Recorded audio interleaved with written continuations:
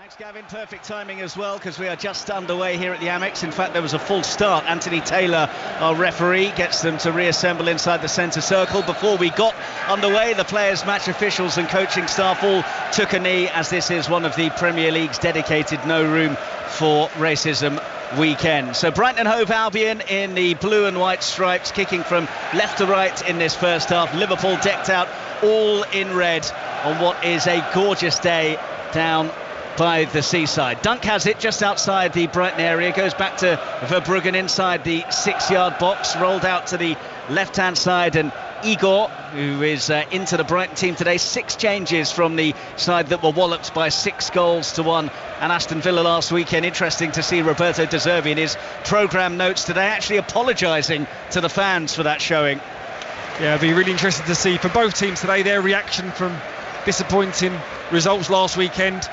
Liverpool, we all know what happened with that decision, but to see them come out today, play on the front foot already, aggressive in their press, and as Brighton, a really poor performance, and they've not been playing well of late, but although they're going to be expansive and open and trying to score goals today, they need to keep that back door closed as well. And your hunch about Solly March playing on the left side of the fence has been proved correct. Yep, he's there next to the big, huge stature of Igor. He's an absolute colossal presence there next to Dunk, so big game for him. We can see him creeping into midfield areas as well, trying to close the gap of Harvey Elliott, stopping him getting on the ball.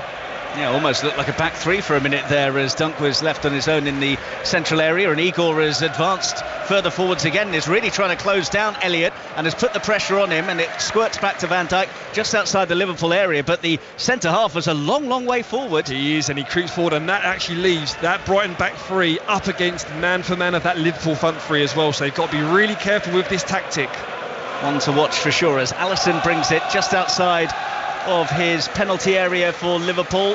Slow pace and then swings it to the left, but Robertson can't get there because Adingra's beaten him to it. Bounces in centre field where it's won well by Baliba, who, as Steve was saying earlier on, in case you didn't hear it, Roberto De Zerbi thinks could go to the very top. Rates him as big a talent as Moises Caicedo, and he gets his first Premier League start today.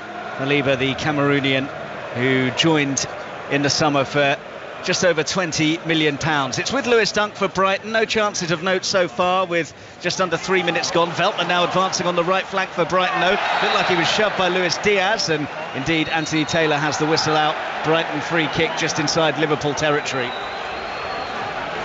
Dunk goes across to try and take it quickly and then actually thinks better of it. Roberto De Zerbi, all in black with the white trainers, just in front of us. The commentary position here in the West Stand at the Amex is right low down, only about 10 yards or so behind the dugouts, which can be interesting when you've got some managers who have got a bit of spice about them, and Jurgen Klopp and Roberto De Zerbi don't definitely fit into that category.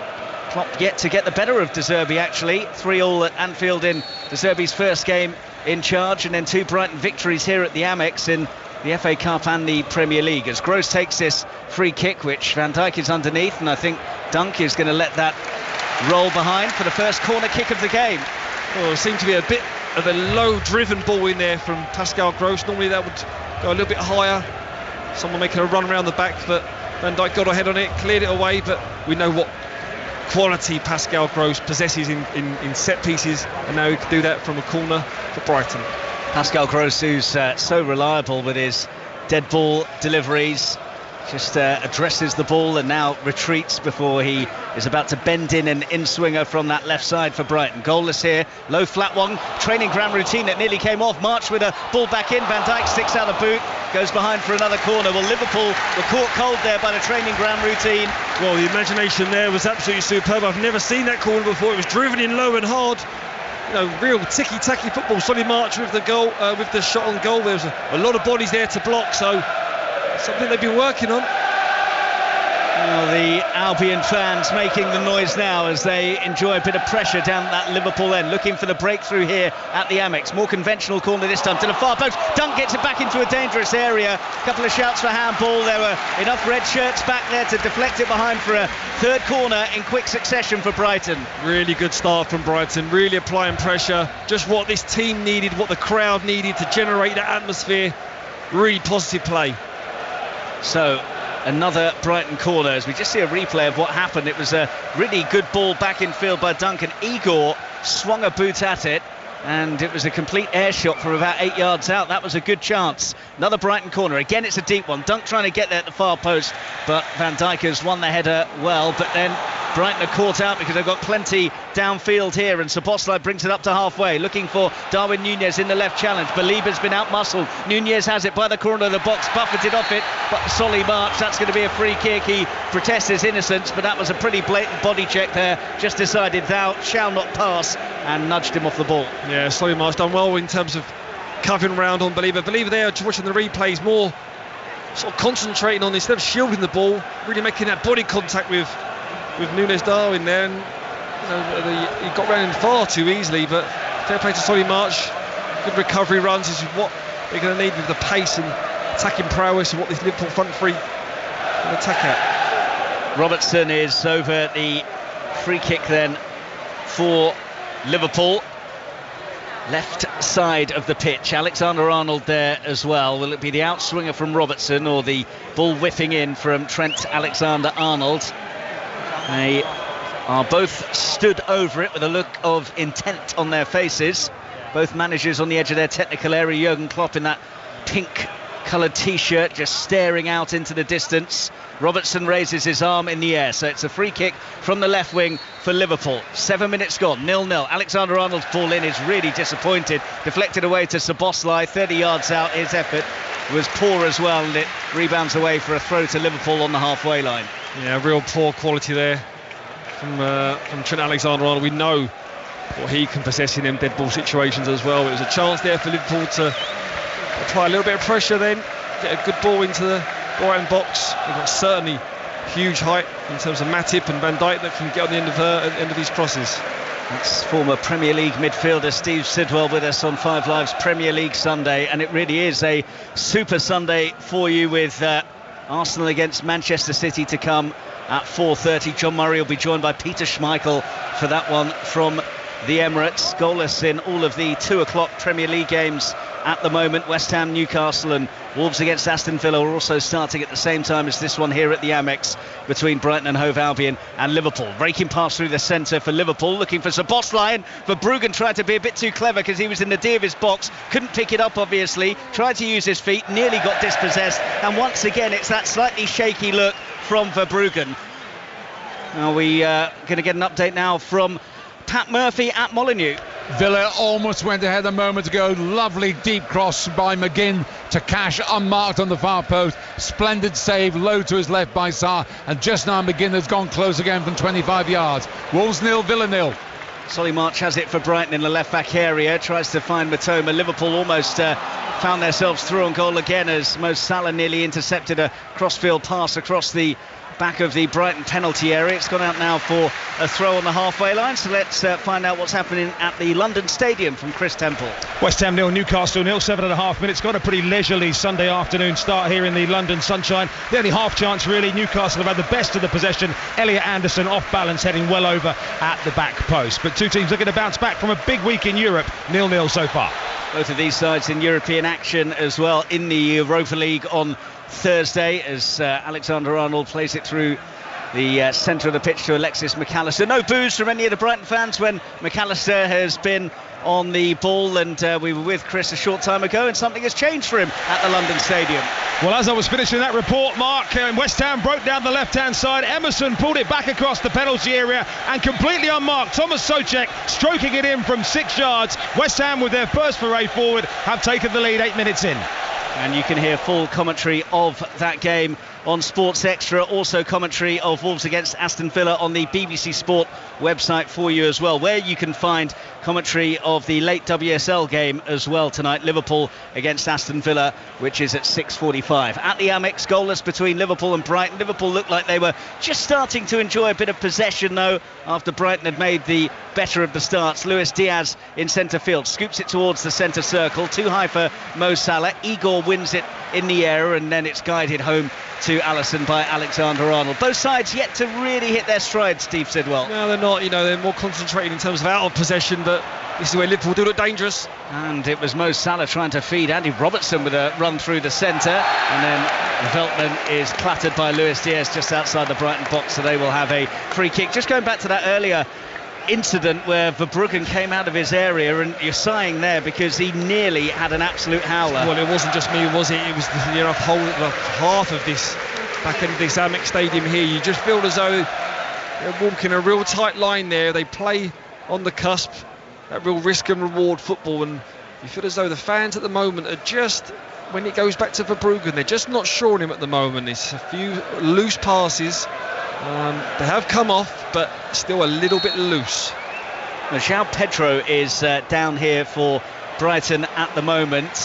Not quite sure what happened, but Virgil van Dijk is sort of making a gesture towards the near side here that he didn't do anything wrong. So I'm assuming it was an off-the-ball something that happened. Yeah, it was completely accidental there. I think he just trod on his toes. Maybe João Pedro went to make a movement beyond, and Van Dijk was looking at the ball and just stood on his foot. I mean, the size of Van Dijk, you wouldn't want him standing on your foot, but maybe it's one of them old-fashioned ones where it's the new fashion now of letting your opponent know early.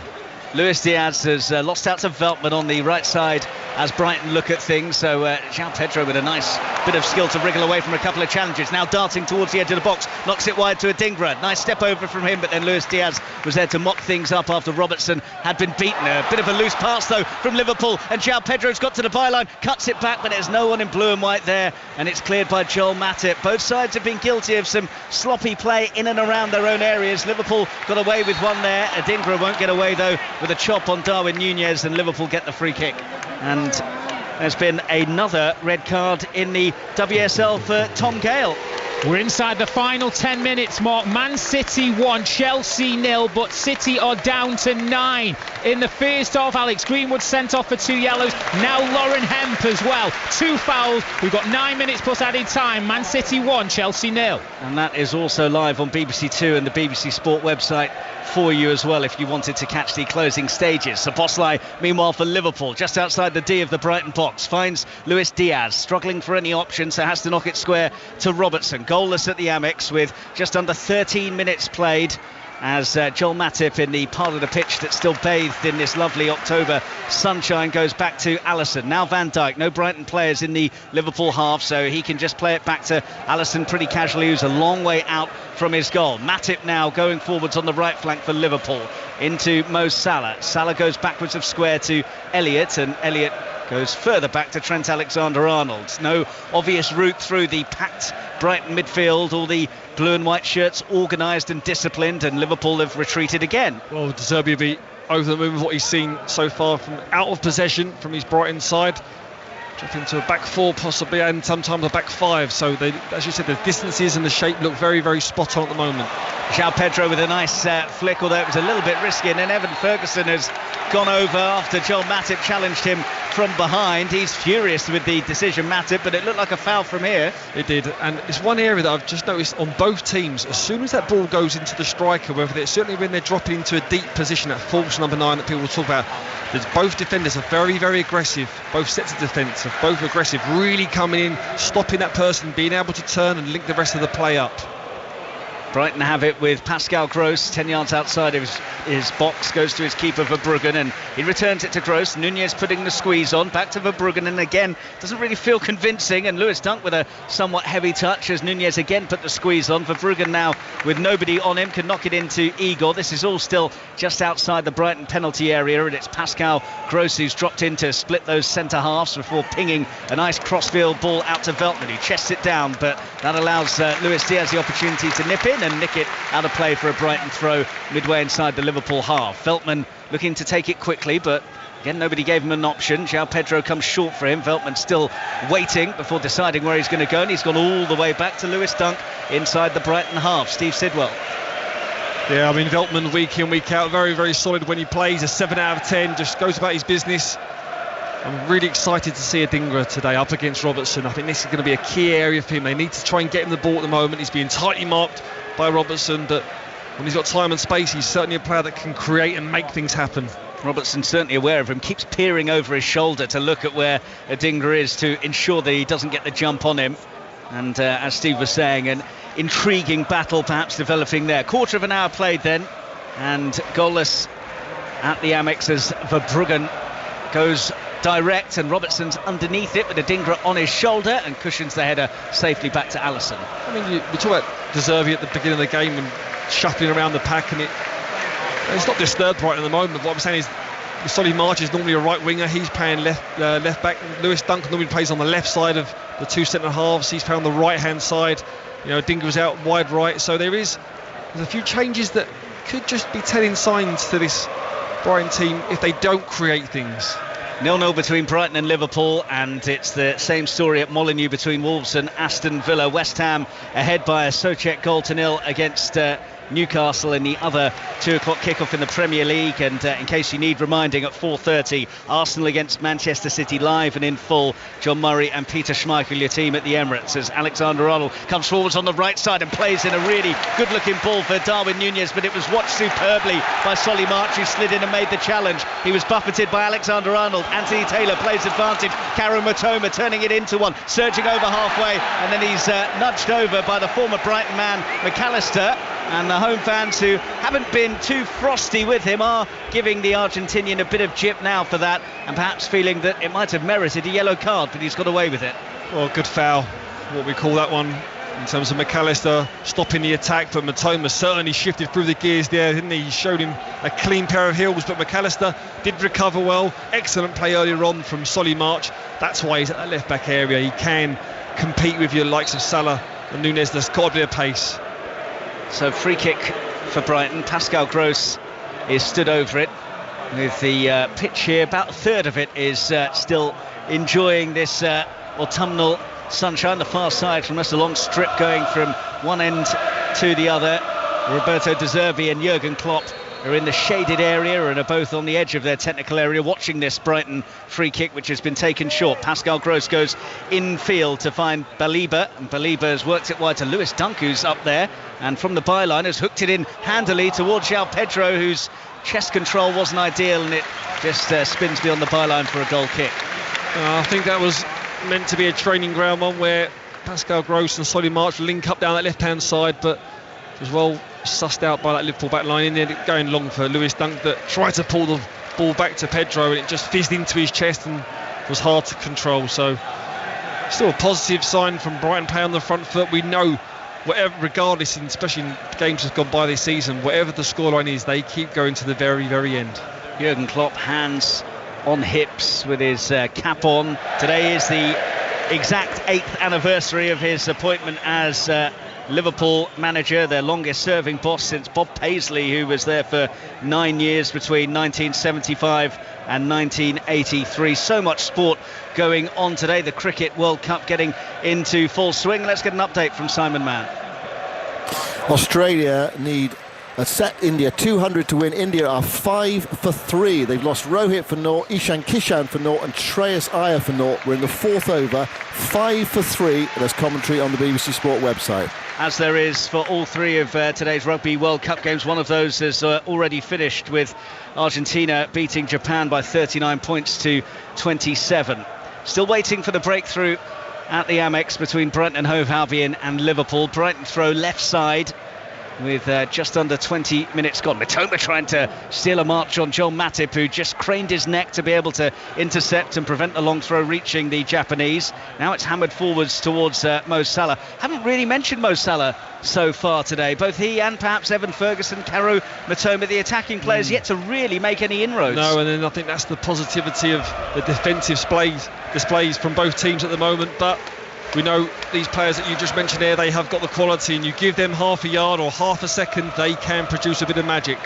Good battle between Van Dijk and João Pedro as they jostled each other as Van Dijk brought it upfield, and he got it to just shy of halfway, and then Luis Diaz was impeded from behind. So Liverpool have got a free kick just inside the Brighton half. Anthony Taylor pointing to Andy Robertson to show him exactly where it should be taken from, and Liverpool have opted to go short with it. Szoboszlai back to Van Dijk. This is just inside the Liverpool half. McAllister closed down by Pascal Gross, knocks it square to Robertson, and it's back with Virgil van Dijk, and it's walking pace just outside the Liverpool area. Square ball from him to Alisson. Again, no pressure on the ball whatsoever, so just takes a couple of very slow touches, looks up, and then knocks it square to Van Dijk again. Again, it's, the ball was just out. Oh, sloppy from Van Dijk, and Adingra has taken it and gone early and has scored for Brighton.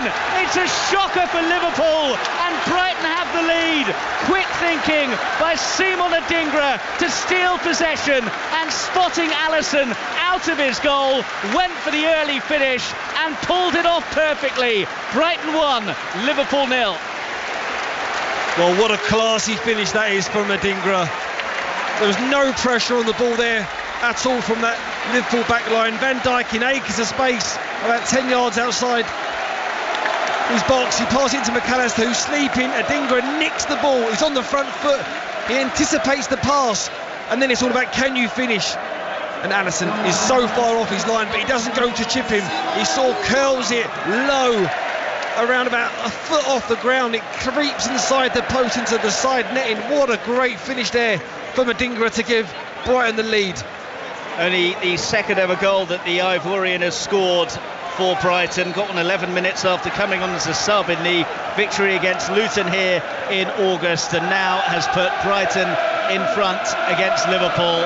And the first really big prize of Albion from the home fans rings around the Amex, and Roberto De Zerbi is hopping mad on the halfway line, almost on the pitch, as he tries to get a message out to his players. You wouldn't know they've just gone 1-0 up. He looks furious. No, he's literally getting to concentrate defensively, telling Pascal Gross just to retreat, Adingra to track his run in Robertson. But just going back to that goal, it was, the replays and the cameras went to McAllister that was sloppy in possession, but it wasn't a great ball from Van Dijk either. They looked like it was a sloppy ball that didn't really give him much chance and much communication on the pass as well. Luis Diaz moving across to the right hand side, where he's up against his opposing number 7, Solly March, and Diaz has then knocked it into Caro Matoma. It's going to be a Liverpool corner. Let's quickly go to West Ham and Chris Temple. West Ham still leading 1-0 through Thomas Souček, a goal that will have given the Newcastle manager Eddie Howe a cold sweat on a very warm day down there. Horrible defending from Newcastle. Just a moment ago, Bruno Guimaraes lucky to escape a second yellow card in 2 minutes after fouling James Ward-Prowse. Referee Peter Banks gave him the benefit of the doubt. Newcastle could have easily been down to 10 men. They trail West Ham 1-0. And the home side leading here as well. Brighton with a corner to defend, though, as Robertson whips it in towards the penalty spot area. Up goes Dunk, good strong header from him. Back into the penalty area by Elliott. Up goes Van Dijk. Brighton have scrambled it away, and suddenly, Steve Sidwell, the tempo is rising in this game. Much goals change games there. Adingra, we spoke about him before. It could be a vital battle, him and Robertson. He's just got now a little spring in his step, putting tackles in. That's what confident goals can do to you. Just breeds and gives you so much confidence, not just as an individual, but throughout the team, throughout the whole stadium.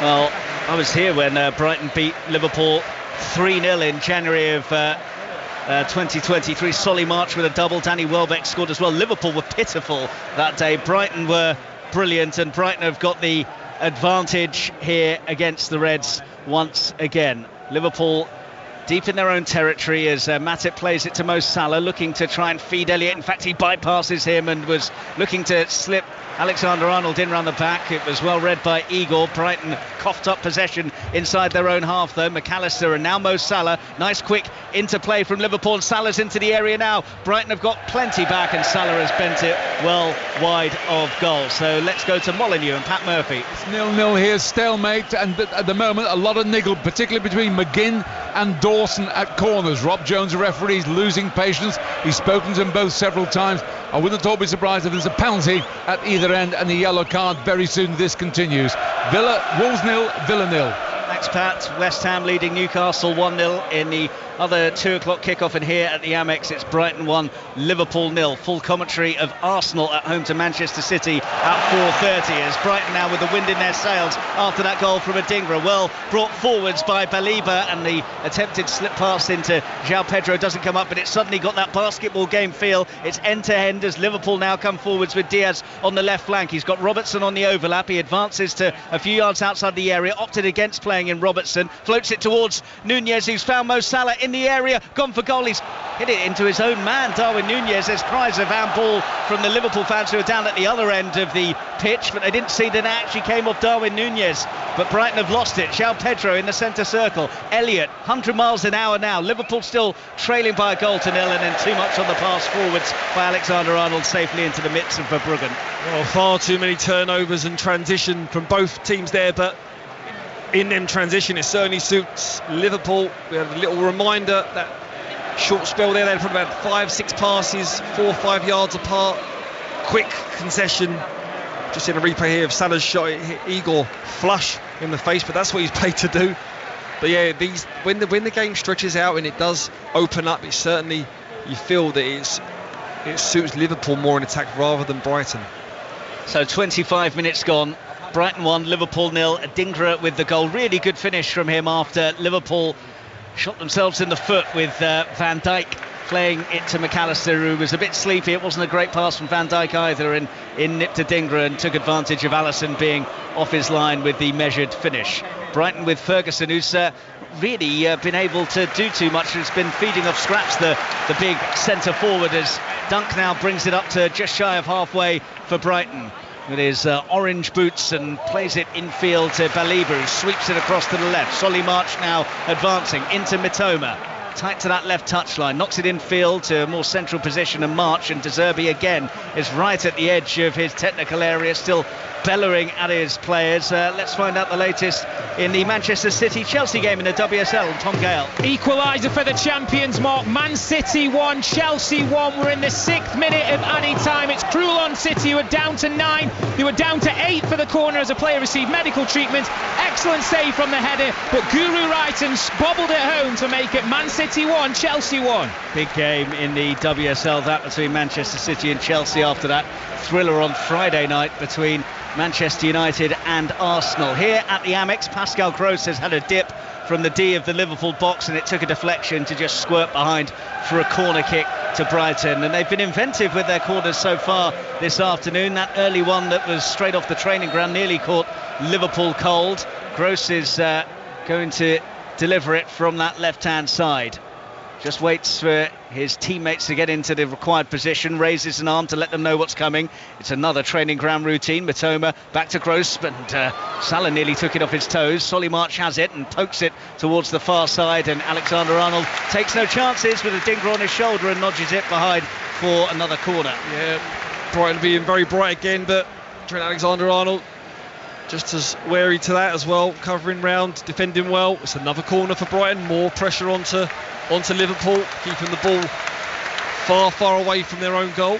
Jurgen Klopp just strutting around, arms folded, looking out at the end of the pitch to his right hand side, which is where Brighton are taking this corner from. Gross, the German, over it, will make it an outswinger with that right boot of his into a good area, and it was well attacked too by Lewis Dunk, but didn't get the contact he was hoping for, nowhere near the Liverpool goal, and the clearance is then tidied up by Adingra, who guides it all the way back to Verbruggen in the Brighton goal. I think De Zerbi's obviously always constantly on the edge of his technical areas, and I think he's probably just asking for a little bit of calmness now from Brighton. Get a bit of structure, get some passes in, the game was getting a little bit loose. Well, they've tried to play it out from the back again and have almost got themselves into a real pickle, because there are a couple of mishit passes and Verbruggen's ball almost fell straight to Mo Salah. Here is Adingra coming over halfway for Brighton, the crowd on their feet as he looks up and cuts inside with a nice bit of skill, and now feeds it through for Mitoma. Alisson comes out, and Alisson did enough to put him off. He goes over, but that wasn't because of a foul. I think he just lost his footing, but Liverpool were rocking there. Really good run, first of all from Adingra, cutting inside, and then he was waiting for a run, and he got that from Mitoma from his far side on the left-hand side, running all the way across that Liverpool back line. And Alisson just done enough, didn't he? He didn't claim for a penalty at all. I think he was waiting for contact, didn't get it. Knew he couldn't get up and claim for one, but bright run there from Matoma. That's Steve Sidwell with us at the Amex for this bumper 5 Live Premier League Sunday. Brighton 1, Liverpool 0 in the 2 o'clock kickoff. We've got full commentary of West Ham Newcastle on Sports Extra for you at the moment. Wolves against Villa is on the BBC Sport website and live and in full at 4:30 from the Emirates. It is Arsenal against Manchester City. Jurgen Klopp is not a happy man. He's trying to make some points to his players as they've given the ball away once again really cheaply on halfway. Igor sends it backwards of square to Solly March, and down at walking pace he will collect just outside the Brighton box. Sloppy from Liverpool. It is sloppy, and that is through Brighton being very aggressive, especially that back line, that back four, and the midfield in Believer. They are going man for man. So the whole front line from Liverpool cannot get on the ball. I think what Klopp would prefer to do is drop the midfield players in deep, get Harvey Elliott to come drop short as well, leave the 3-for-3 up top, and then bypass the midfield, get it into the front three. Can they secure it and then link them the rest of the play up there? And Roberto De Zerbi almost looking like he's in Saturday Night Fever with the amount of movements he's getting out to his players, trying to instruct them where he wants them. And again, it's that risk and reward football with Verbruggen short to Pascal Gross inside the Brighton box. Szoboszlai and Nunez went to close him down, but Brighton have manoeuvred it to get up towards halfway, and it's brought forwards by Belieber. Eating up the turf in front of him, Belieber. Is he going to have a go at goal? D of the area. This would be some goal. Oh. He pulls his shirt over his head as he drags the effort narrowly wide, but he picked it up deep inside his own half and absolutely strode forwards, got to the D and then hooked it wide to the post. Blimey. We've just seen there some motion from Jurgen Klopp. He is furious with that Liverpool back line, telling him to come up to the ball when he's going to strike, but Believer there went through the gears, didn't he? Strided through the centre of the pitch. You think he's going to hit it with his right foot, more than comfortable to come back onto his left. And he did have Alisson scuttering across his goal line. Just tell us, Steve, in case some of the listeners weren't with us earlier, what Roberto De Zerbi was telling you about Belieber. Well, I was down there a few weeks ago at the training ground, and he was just so confident in the way that he was speaking about Belieber, and basically he was saying that he has got the potential. And we've seen a lot of this already in this opening, half an hour, that he's going to be better, or has got the potential to be better than Caicedo, that obviously went for a record fee over to Chelsea. So he believes him that much. I think there's a lot of growing still to do from him, but we've seen some early signs of some brilliance from Belieber. Just over half an hour played. Belieber was looking to make it 2-0 to Brighton, who lead through Adingra's well taken goal after Liverpool were caught in possession just outside their own penalty area. And Roberto De Zerbi again is chuntering to himself and to the officials and to anyone who'll listen as he now finally comes and takes his seat. And Jurgen Klopp is now making a point to the fourth official, but I don't think any of the officiating, unlike last weekend, he can have any complaints about, as Matoma brings it out from the sky really nicely on the left flank, goes backwards of square to Solly March, who returns it to Matoma, rolled in field to Ferguson plays it in a triangle with Solly March, and Matoma works it all the way back, although it wasn't a great hit from him, so Igor has to scamper across to retain possession for Brighton. Square to his fellow centre-half Dunk, who's closed down by Szoboszlai, so he opts for his keeper Verbruggen, who collects just inside the D of the area. They're more than happy to play back Brighton because they want to get Liverpool to come out, expose them in spaces and just wait for them to hit the correct task at the right time. Dunk up to halfway, nicely flicked into the feet of Veltman and then poked out by Andy Robertson. 1-0 to Brighton against Liverpool. West Ham also leading at home by 1-0 against Newcastle. Goalless at Molineux between Wolves and Villa. Those also like this game, 2 o'clock kickoffs. Rangers were 3-0 winners at St Mirren earlier on, and in the WSL, West Ham 2-0 victors away at Brighton. 1-1 between Manchester City and Chelsea at the moment, as João Pedro by the corner of the area tries to weave in a pass to the far post where Matoma was coming in. Well watched by Alexander Arnold, who clears, but again Brighton just starting to build up a head of steam once more. Yeah, real good passage of play here from Brighton. First time there, Pedro just got a bit of time and space away from Van Dijk, that's marked him so close in this opening part of the game, but found a bit of space there to try and get a dangerous ball in. Ferguson won it back well, but the ball fell to Szoboszlai, and I mentioned that current scoreline between Manchester City and Chelsea in the WSL. It's now full time for Tom Gale. That's right, Mark. Man City 1, Chelsea 1. A 96th minute equaliser for the champions denies Man City down to 9. A famous victory. Chloe Kelly's early strike cancelled out by Guru Wrighton, bundling home late on. Lionesses Alex Greenwood and Lauren Hemp both sent off for 2 yellows. Full time, Man City 1, Chelsea 1. So all square between the big 4 sides in the WSL this weekend. That draw that Tom was just telling us about in the Friday night game between Arsenal and Manchester United, which ended 2-all.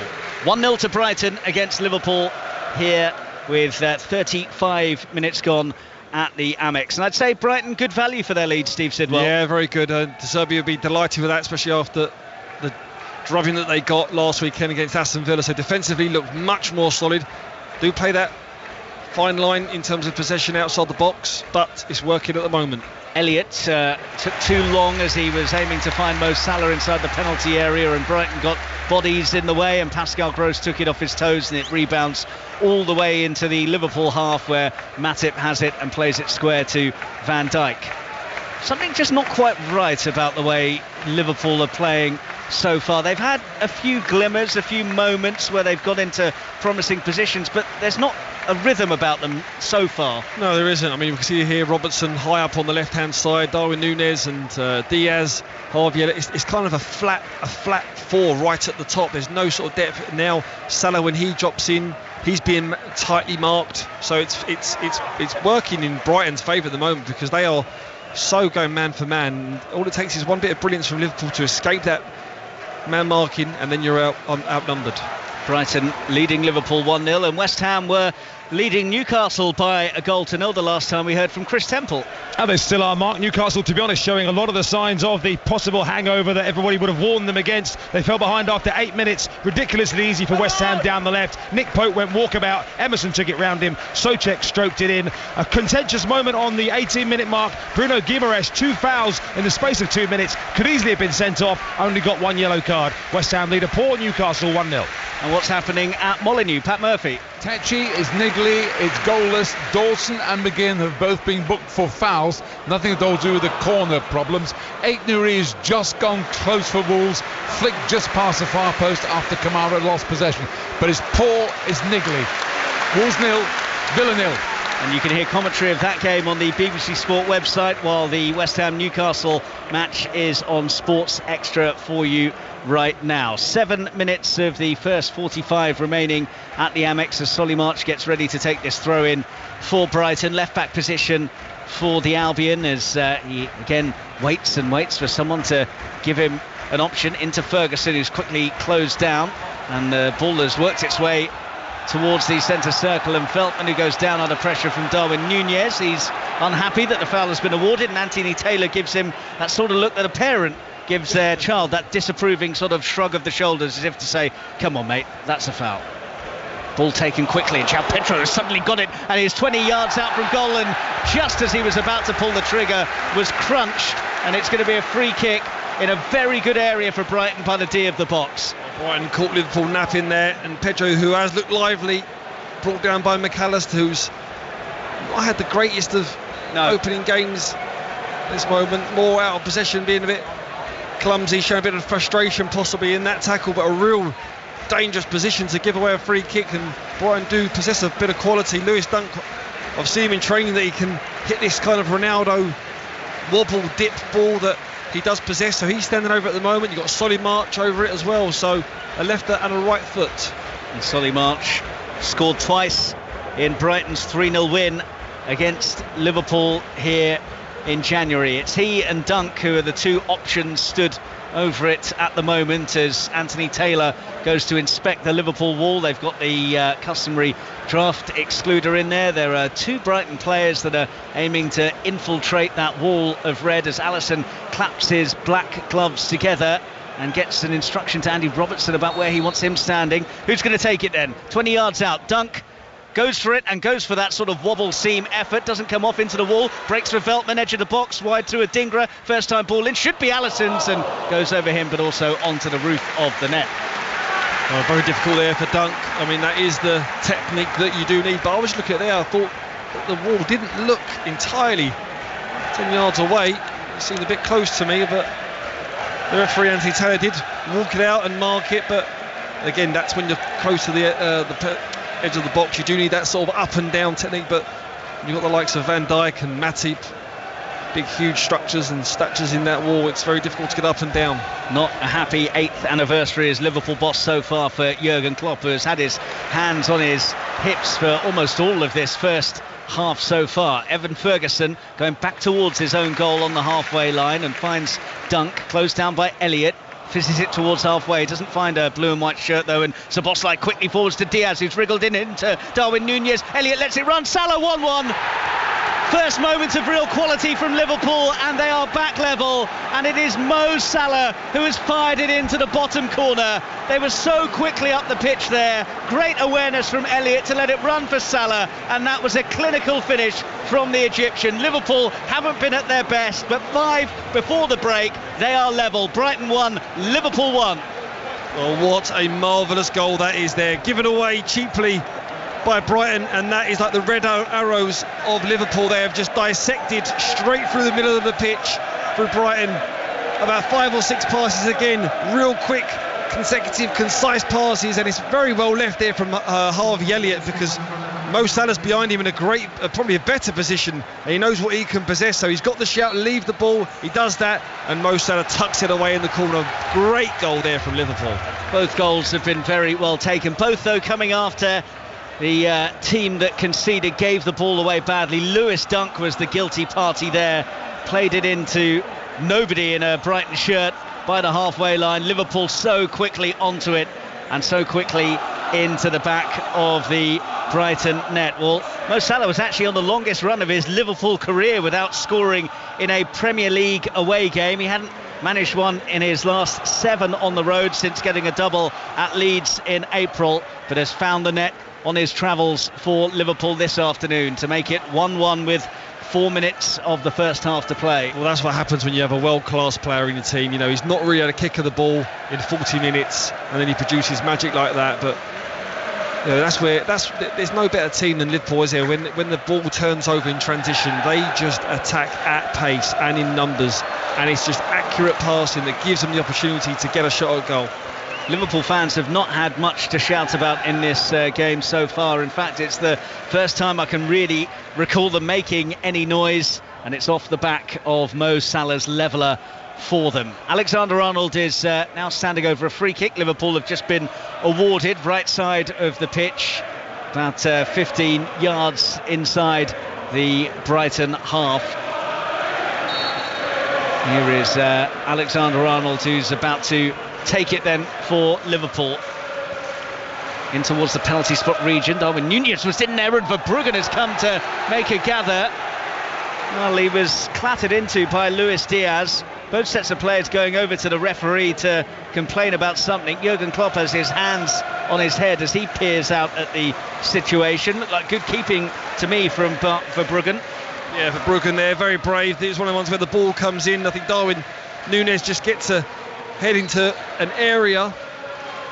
Both players there, Verbruggen and Diaz there, just trying to get on the ball from both sides. Nothing malicious in it at all.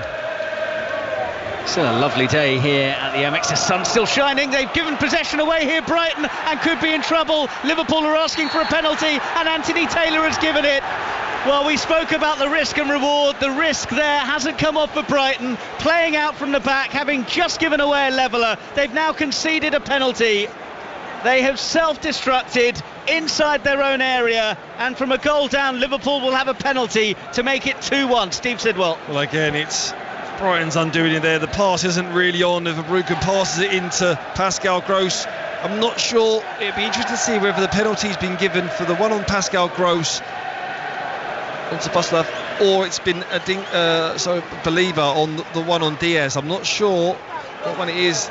I think, well, you could take your pick really, because Pascal Gross clearly has a grab of Szoboszlai's shirt as he goes to get the ball. You can see on the replays here he's clearly tugging him back, but as Steve makes the point, Anthony Taylor hadn't blown the whistle at that point, and then Baliba comes in and looks like he cleans out Diaz as well. So take your pick. Well, when I was watching the decision given, I see Anthony Taylor pointing towards the Baliba incident. Now, whether he's pointing towards that incident or whether he's saying it's where the ball travelled from Pascal Gross. VAR, I think, well, actually, they're now looking at both of them. Initially, on our screens, the VAR was checking the Baliba one, but I think you're right. It's probably you could pick either one, couldn't you? Really, but Brighton, they just conceded a goal. You're thinking, I know it's not their style, but you need to clear your lines at some point and get the ball away of the pitch, regroup. Haven't done that.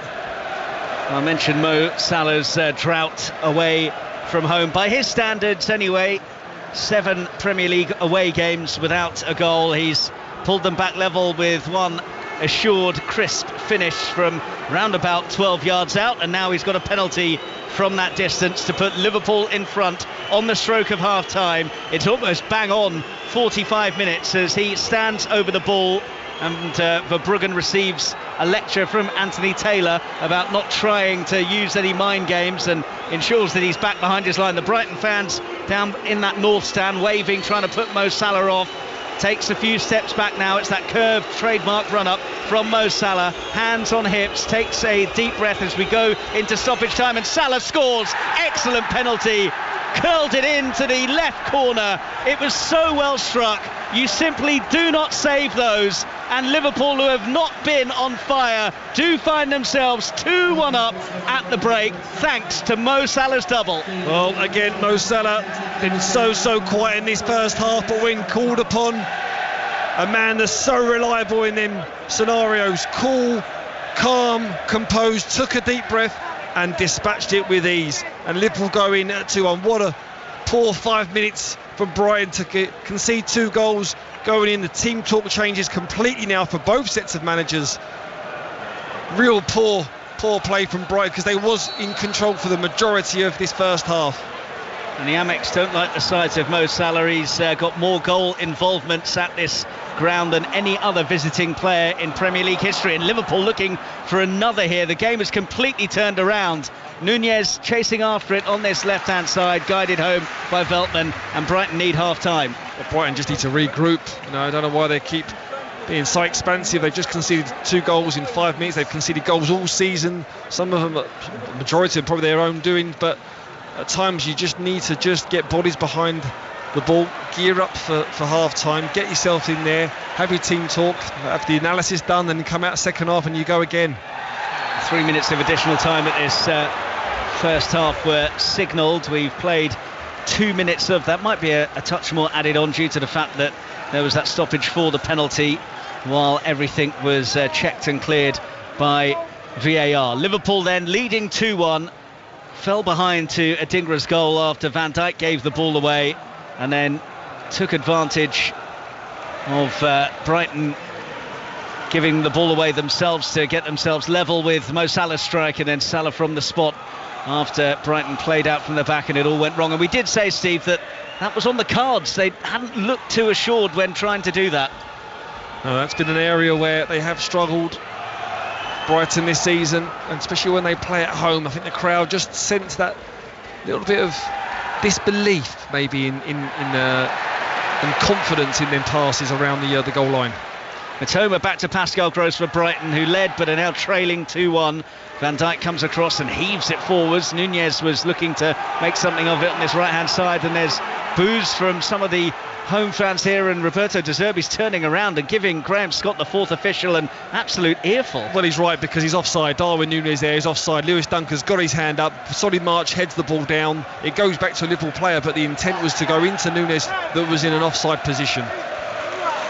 Alisson for Liverpool. We've played the minimum of 3 additional minutes that was signalled. Liverpool content to just knock the ball around outside their own penalty area, having turned the match around, leading by 2-1. Well, Liverpool will now just play this half out, but we've seen all the animation, all the passion this first half from De Zerbi on the touchline. So I've been quite surprised in Jurgen Klopp this first half. Very subdued, very calm, and now he's just taking a seat on his own bench. Well, I think he'll realise Liverpool are fortunate to find themselves in front. Those 2 goals in 5 minutes at the end of this first half, and there is the whistle from Anthony Taylor. Well, real entertainment here at the Amex. Brighton started strongly. Adinga got the opening goal after the error from Virgil van Dijk, which he pounced upon and then steered it low into the bottom corner. Liverpool looked off it but got themselves level when Dunk gave it away. They were quickly up the pitch and Salah slotted home, and then Mo Salah from the spot to get his second after Brighton got themselves into trouble playing out from the back. At the break then at the Amex, Brighton and Hove Albion 1, Liverpool 2. Steve Sidwell, I cannot think of a better phrase than the one Mark used in commentary for what we've just seen at the end of that first half. Self-destruct. Well, you know, for 40 minutes they was in good control of that game, in possession and out of possession, defensively more so than in previous games where De Zerbi would have been over the moon with his team. You know, they'd have worked on that real tight man for man, especially at that back line, nullifying everything that Liverpool threw at them, and then that's what's got on in situations this season, that overplay at the back when it's just not on. They keep on doing it as teams have done, and it's not worked in their favour. And look, I know we spoke about the goalkeeper situation before the game and the fact that, a bit like Mikel Arteta here at the Emirates, Roberto De Zerbi has been rotating goalkeepers. But that won't stop. That discussion won't stop when you see incidents like that with Verbruggen. No, it won't. And I think it was against Bournemouth, wasn't it, a few weeks ago, that he made a similar mistake in goal. And I think now the fans behind the goal and around are just sort of getting that little moans and groans when it goes back. Listen, they're both very good on the ball. I think I prefer Jason Steele in terms of in possession. I think he possesses a bit more. I think it's a bit more of an effort for Verbruggen, but that's obviously why they bought him and they want him to keep doing it. So I'm sure he'll go in there and say, look, just keep doing this. That's the way we play. Doesn't matter about the fans. If they get on your back, then I want you to do this.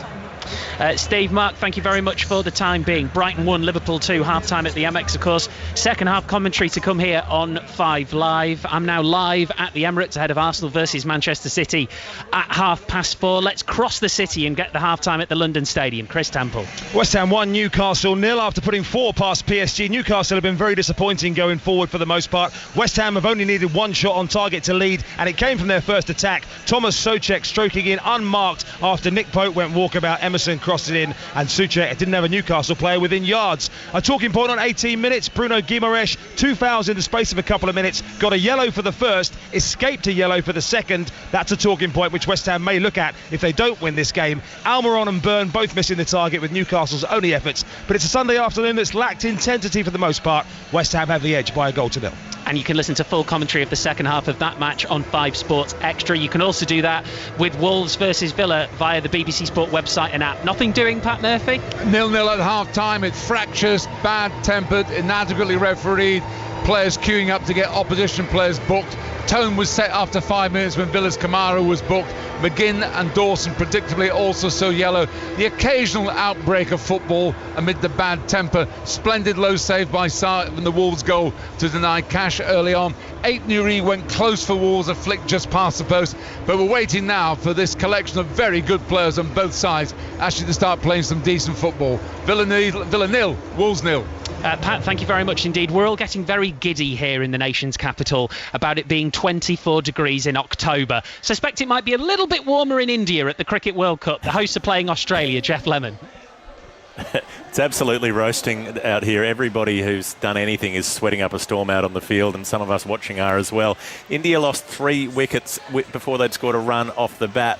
So Ishan Kishan, Rohit Sharma, Shreyas Iyer all out for ducks with only a couple of extras on the board. And then Virat Kohli was dropped on 12 by Mitchell Marsh. So had they held on to that one, Australia might have been a chance of defending this. But India have just been waiting out the new ball, and they're starting to get a little bit more on top now. They're 33 for 3, Kohli on 18, KL Rahul on 12. Thank you very much, Jeff. You can listen to commentary of that via the BBC Sport website. In the Women's Super League so far today, it finished Brighton 0, West Ham 2.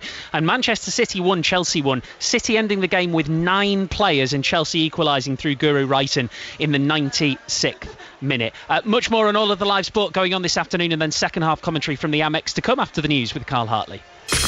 Listen on BBC Sounds. This is BBC Radio 5 Live. Thanks, Steve. Israel is battling to regain control of parts of its territory a day after Palestinian militants launched a large-scale attack. The BBC has seen verified footage of gunfighting between the Gaza border and Ashdod in Israel. More than 1,000 people have died in the conflict so far. The government in Israel say 600 Israelis have been killed and 100 have been kidnapped. Officials in Gaza say 370 Palestinians have been killed in Israeli airstrikes. Civilians in towns near the Gaza border are being evacuated by the military as Israel ramps up its offensive. Our Middle East correspondent Yolande Nell spoke to us on 5 Live about the response from Israel. They have said that they're going to come down extremely strongly, that Hamas will pay the price. The Israeli Prime Minister Benjamin Netanyahu said that Hamas hideouts in the Gaza Strip would be reduced to rubble. We know that there have been 450 targets, according to the Israeli military, that it has gone after. Those have included the homes of some senior Hamas leaders, but also high-rise buildings in Gaza, including one that had all of the main internet providers. That's made it actually harder to get information out of the Gaza Strip. I mean, the hospital that I'm looking at here is very well resourced. Of course, in the Gaza Strip, it's such an impoverished place. The hospitals there are already poorly resourced.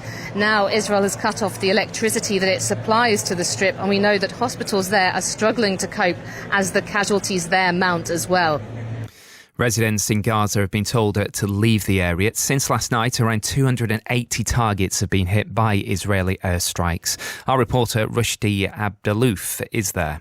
Since last night, when Israel launched this retaliation operation in Gaza, many areas people were leaving, and we understand from sources in the UN that as many as 22,000 people already left their homes, and now they are taking shelters in a UN school. We have seen this scenario before, as Gaza fought like 4 wars, or Hamas fought 4 wars with Israel in the last 17 years. And Gaza, the people in Gaza, they don't have any shelter facilities. So people usually, what they do, they go to the UN school because they believe that UN school is protected by the UN and nobody will hit them there. Also, we notice that people are going to hospitals for the same reason. Now, organisations are helping people caught up in the conflict. Hindel Kudri is a media officer for the Euromed human rights group in Gaza. This is not the first time I live an Israeli aggression on Gaza. Like I have been there like all my life, but like this time it was way different. The explosions never ended. They were targeting residents' houses and people's houses, and they were calling people to flee their homes so they can like bomb them. All night we were trying to find a safe space.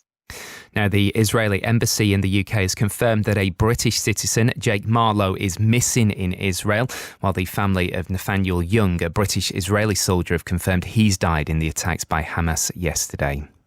Questions are now being asked why Israel's intelligence agencies failed to find out that Hamas was preparing yesterday's attacks. The former head of Israel's security services, Mossad, Ephraim Havlevi. On many of the occasions the last couple of years, although there was tension in the West Bank, they were careful not to directly enter war except in very exceptional circumstances and only for a very, very short time. So this kind of operation that they launched yesterday was entirely foreign to the way they were behaving up to now. The Pope has called for an end to the fighting. The UN Security Council to hold an emergency meeting later. You can follow this story on our website, BBC News website. There's also analysis of the details around it as well. Some other stories quickly. The Taliban government in Afghanistan says more than 2,000 people died in yesterday's powerful earthquake in the west of the country. And Labour's party conference is underway in Liverpool as Sir Keir Starmer has laid out his plans to tackle the NHS backlog if the party wins the next general election. Service! On BBC iPlayer. Have you seen my sugar? Yeah, it's over here, girl. Oh, you're definitely not sweet enough. No chance. A brand new drama starring Vanette Robinson and Stephen Graham. This is impossible. I need help, please. Don't worry, I've got it. No. It's like working with a bunch of school kids. Calm down! No, I'm not going to calm down. I've had enough. What happened last time you lost your temper in the kitchen? He's all used to work for me. If it wasn't for her, I'd still have my own restaurant. Boiling Point. Watch on BBC iPlayer. This is 5 Live Sports with Steve Crossman. On 5 Live. Listen on BBC Sounds. And it is just starting to feel as big as it really is here at the Emirates ahead of Arsenal versus Manchester City in full-on Premier League Sunday at 4:30. I can see past players of both clubs just down below us doing their media interviews. Samir Nasri is there, former Arsenal and Manchester City midfielder. Kolo Touré I can see just away to our right-hand side as well. Speaking of Manchester City, their women's team playing this afternoon in the WSL drew 1-1 with Chelsea, but finished the game, City, with 9 players after 2 England players, Alex Greenwood and Lauren Hemp, were both sent off. Here's their manager, Gareth Taylor. I thought we were quality in the opening exchanges. The first 15 minutes, I felt we were really on the front foot. We scored a brilliant goal. I had a feeling that Chloe was going to score today. I had a feeling that we would overrun them in the first 15 minutes. And then obviously the bit of a game changer is obviously Alex's red card, which changes everything, and it's frustrating. Particularly when we seem to have gone from like here to here all of a sudden on dishing out those yellow cards, and I don't know, I think it's a difficult one to take, that, because the girls were magnificent in terms of defending the box, against some very, very good players who play very direct, but I felt we dealt with everything. Unfortunately, at the vital moment we have Alana off of the pitch at that vital moment, but look, I'm so proud of the players.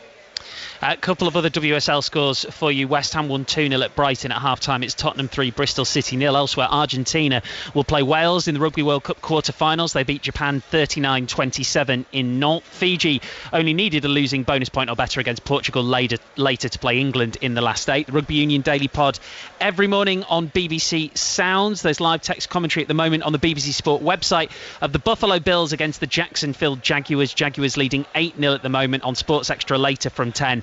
Commentary of Philadelphia Eagles at Los Angeles Ram. And just as I look around the Emirates here, you can see many American Arsenal flags. Arsenal Detroit with the stars and stripes in front of me. Arsenal Philadelphia as well. John Murray, correspondent, is with us inside the Emirates. Hi, Steve. So I was saying before, John, it's just starting to feel just as big as we know this is today. Yeah, to follow on the conversation that we had right at the start of the afternoon when we were in the pub together, I've now spoken to a lot of people about who they think might actually fill in the central area for Manchester City today in the absence of Rodri. And I would say Rico Lewis is actually probably the name that's been mentioned most frequently, and I know that he played further forward in the Champions League in Leipzig on Wednesday night. But Bernardo Silva, Foden, possibility of Akanji playing in there, Kovacic, Matheus Nunes. And I think what's interesting is as well, via our pictures here in front of us in the commentary position, we see that John Stones is here, even though Pep Guardiola said he was not ready to play, and he was on the bench in the Champions League in midweek, but he's here. And we've also been told that both Saka, yes, but also Martinelli got off the Arsenal team coach. So we'll find out in about 12 minutes. Yeah, I just noticed that when Gabriel Martinelli walked down the tunnel, there were a couple of Arsenal fans who just sort of crowded around us to look at the monitor to see who was here. They were looking for Saka and they saw him, but they saw Martinelli as well. So we'll get the team news in just under half an hour's time. Half an hour, that's right. Yes, I don't know where I got that from. Yeah, it'll be very interesting when it comes. But the point is, what you were just saying there about the City midfield is that it says everything about the importance of Rodri, that it isn't just a straight idea of, OK, he comes out, so X comes in. It spawns an entire debate. But also, the name that I've not mentioned there is Calvin Phillips in the England squad this week. And he's the man that when Manchester City signed him, the assumption was that, well, if Rodri's not playing, it'll be Calvin Phillips who plays in that role. Yet almost no one has suggested that he will come in, which I think is, listen, let's see what happens when the team news comes out, because Pep Guardiola is perfectly capable of pulling a surprise and putting him in the team, but that would be a massive surprise, and I think that's quite damning actually when you think of what his situation is at Manchester City. John, thank you very much for the time being. So I said we've got lots of Premier League legends around us. Peter Schmeichel is going to be with us for commentary here inside the Emirates of Arsenal versus Manchester City at 4:30. Just kicking off right now, the Women's Super League Grand Final between York Valkyrie and Leeds Rhinos. You can listen to that on the BBC Sport website. But as I look at the big screen above us here at the Emirates, I can see and now I can hear that the teams are on their way back out for the second half at the Amex. Brighton and Liverpool with Steve Sidwell and Mark Scott.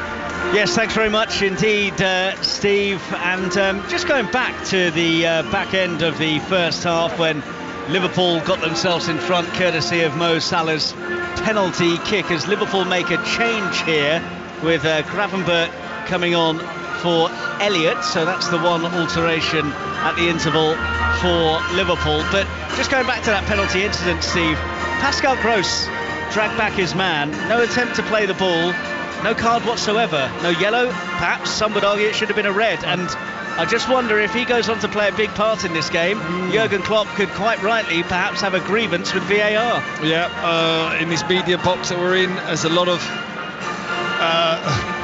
facial expressions that people are not knowing what is going on, and is that one that VAR have missed. Pascal Gross is in possession then for Brighton at the start of this second half. Albion trailing by a 1-0.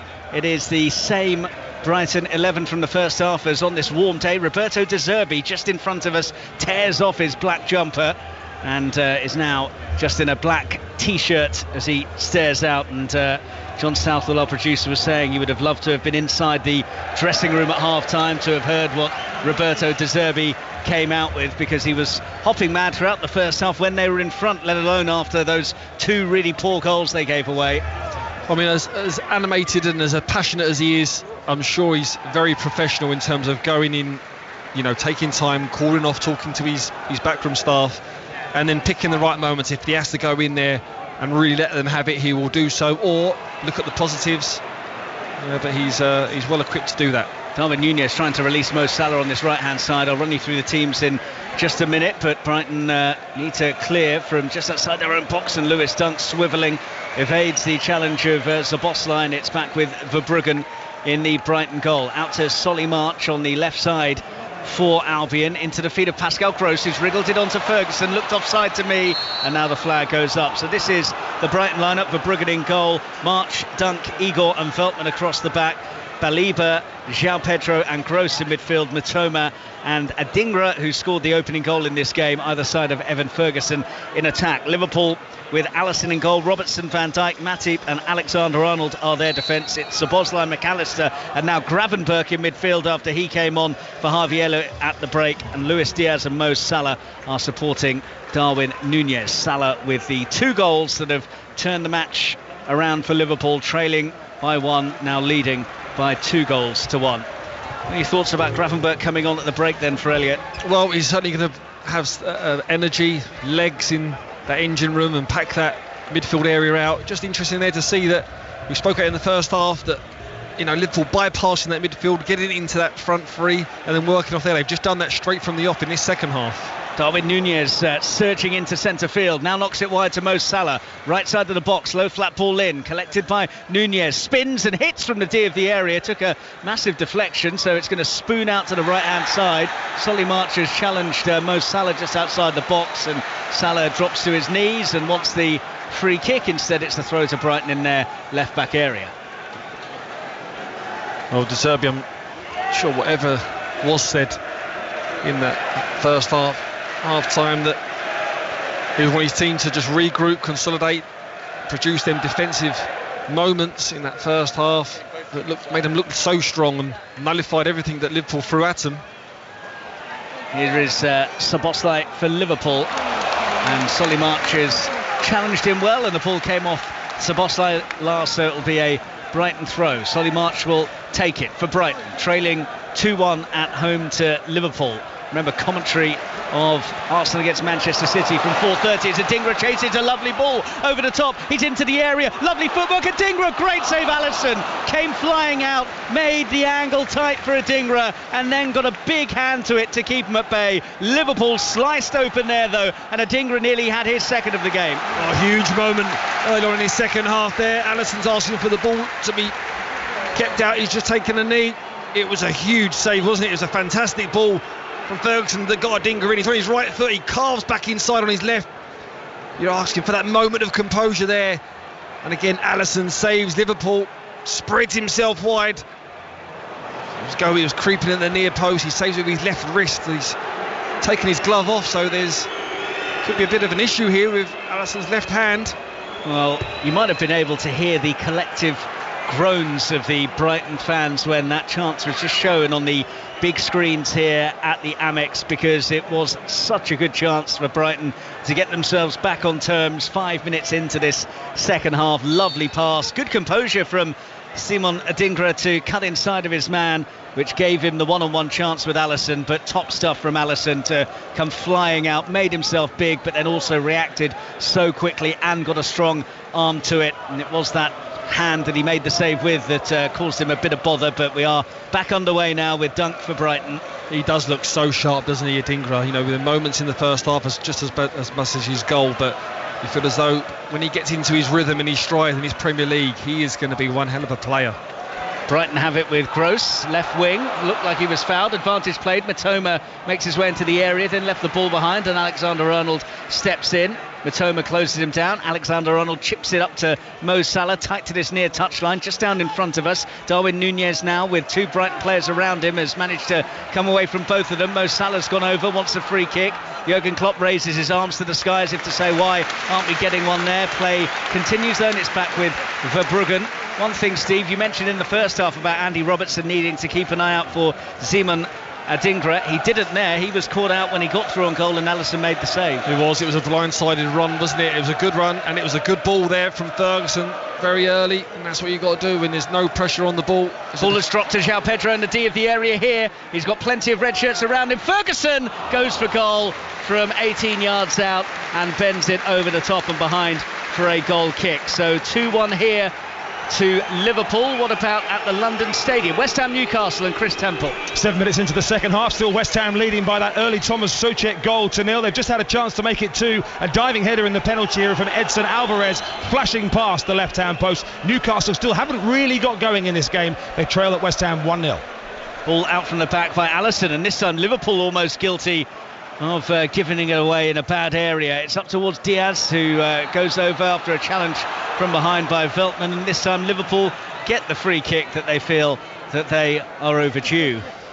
Yeah, it's been an opening 5-6 minutes, bit scrappy from both teams, sort of in terms of in possession, no real control from either team, so both settling to find their feet, find their own patterns of play. Liverpool have actually only won one of the last 6 Premier League games between the clubs, having won all of the first 6 meetings in the division. Ahead here by 2-1 as Matoma is accused of leaving something in on Joel Matip, and Anthony Taylor, after a bit of a delay, has blown the whistle. Klopp and De Zerbi go and speak to each other, but it's all very friendly in front of the 4th official, Graham Scott. No disagreement there between the two managers as Matip now slaps the hand of Mitoma. They have made up as well. Liverpool free kick. Yeah, nothing from that at all. Mitoma, his first touch just got away from him. Matip read it well, cleared the ball. No, Mitoma didn't leave a leg in at all. It was just two players coming together. Matip on his feet now, and a few boos from the home fans as he shuffles it back to Alisson into the feet of McAllister. Now Matip again has it. This is all still deep in the Liverpool half. Liverpool who are leading by 2-1, and there's been a goal in the game at Molineux for Pat Murphy. It's a goal for Wolves, and it's made by Pedro Neto, who at last got the ball, at last showed his speed, squared it across, stabbed in by Hwang. That's his 5th goal in 8 games for Wolves. Szoboszlai across here for Liverpool. We might get some football. Wolves 1, Villa 0.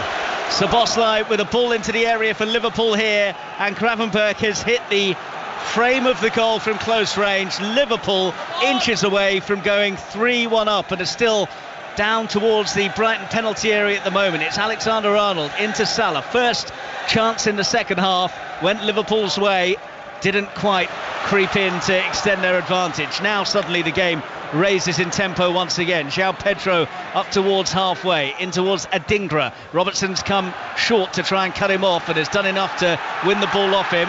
Brighton feel that he was dragged back by Robertson, didn't get the free kick. Gross has now charged the ball down in centre field. It's broken for Ferguson, 25 yards out from goal. Adingra now scoops it wide to the left. Matoma has it, has a bit of space to work with as well. Into the box now. Matoma should really have had a run at his man. He's so good at dribbling, but opted for the safer option, and Brighton have coughed up possession. Yeah, Matoma just looks just slightly off it. I don't know if there's a bit of fatigue there from these games that have been building up, but doesn't seem to have the normal energy that he's got. But this game is just opened up there, and Brighton rode their luck. March now towards the area, into the box, and Matip has done well to stand tall and then make the block, but March has picked his pocket and got it at the byline. Brighton fans on their feet applauding that, and also applauding the fact that March has won the corner by knocking it against Matip. Yeah, Matip there knows what he needs to do there, just clear the lines, although there was nobody up the pitch. Just relieve danger. We'll just look at the replay now.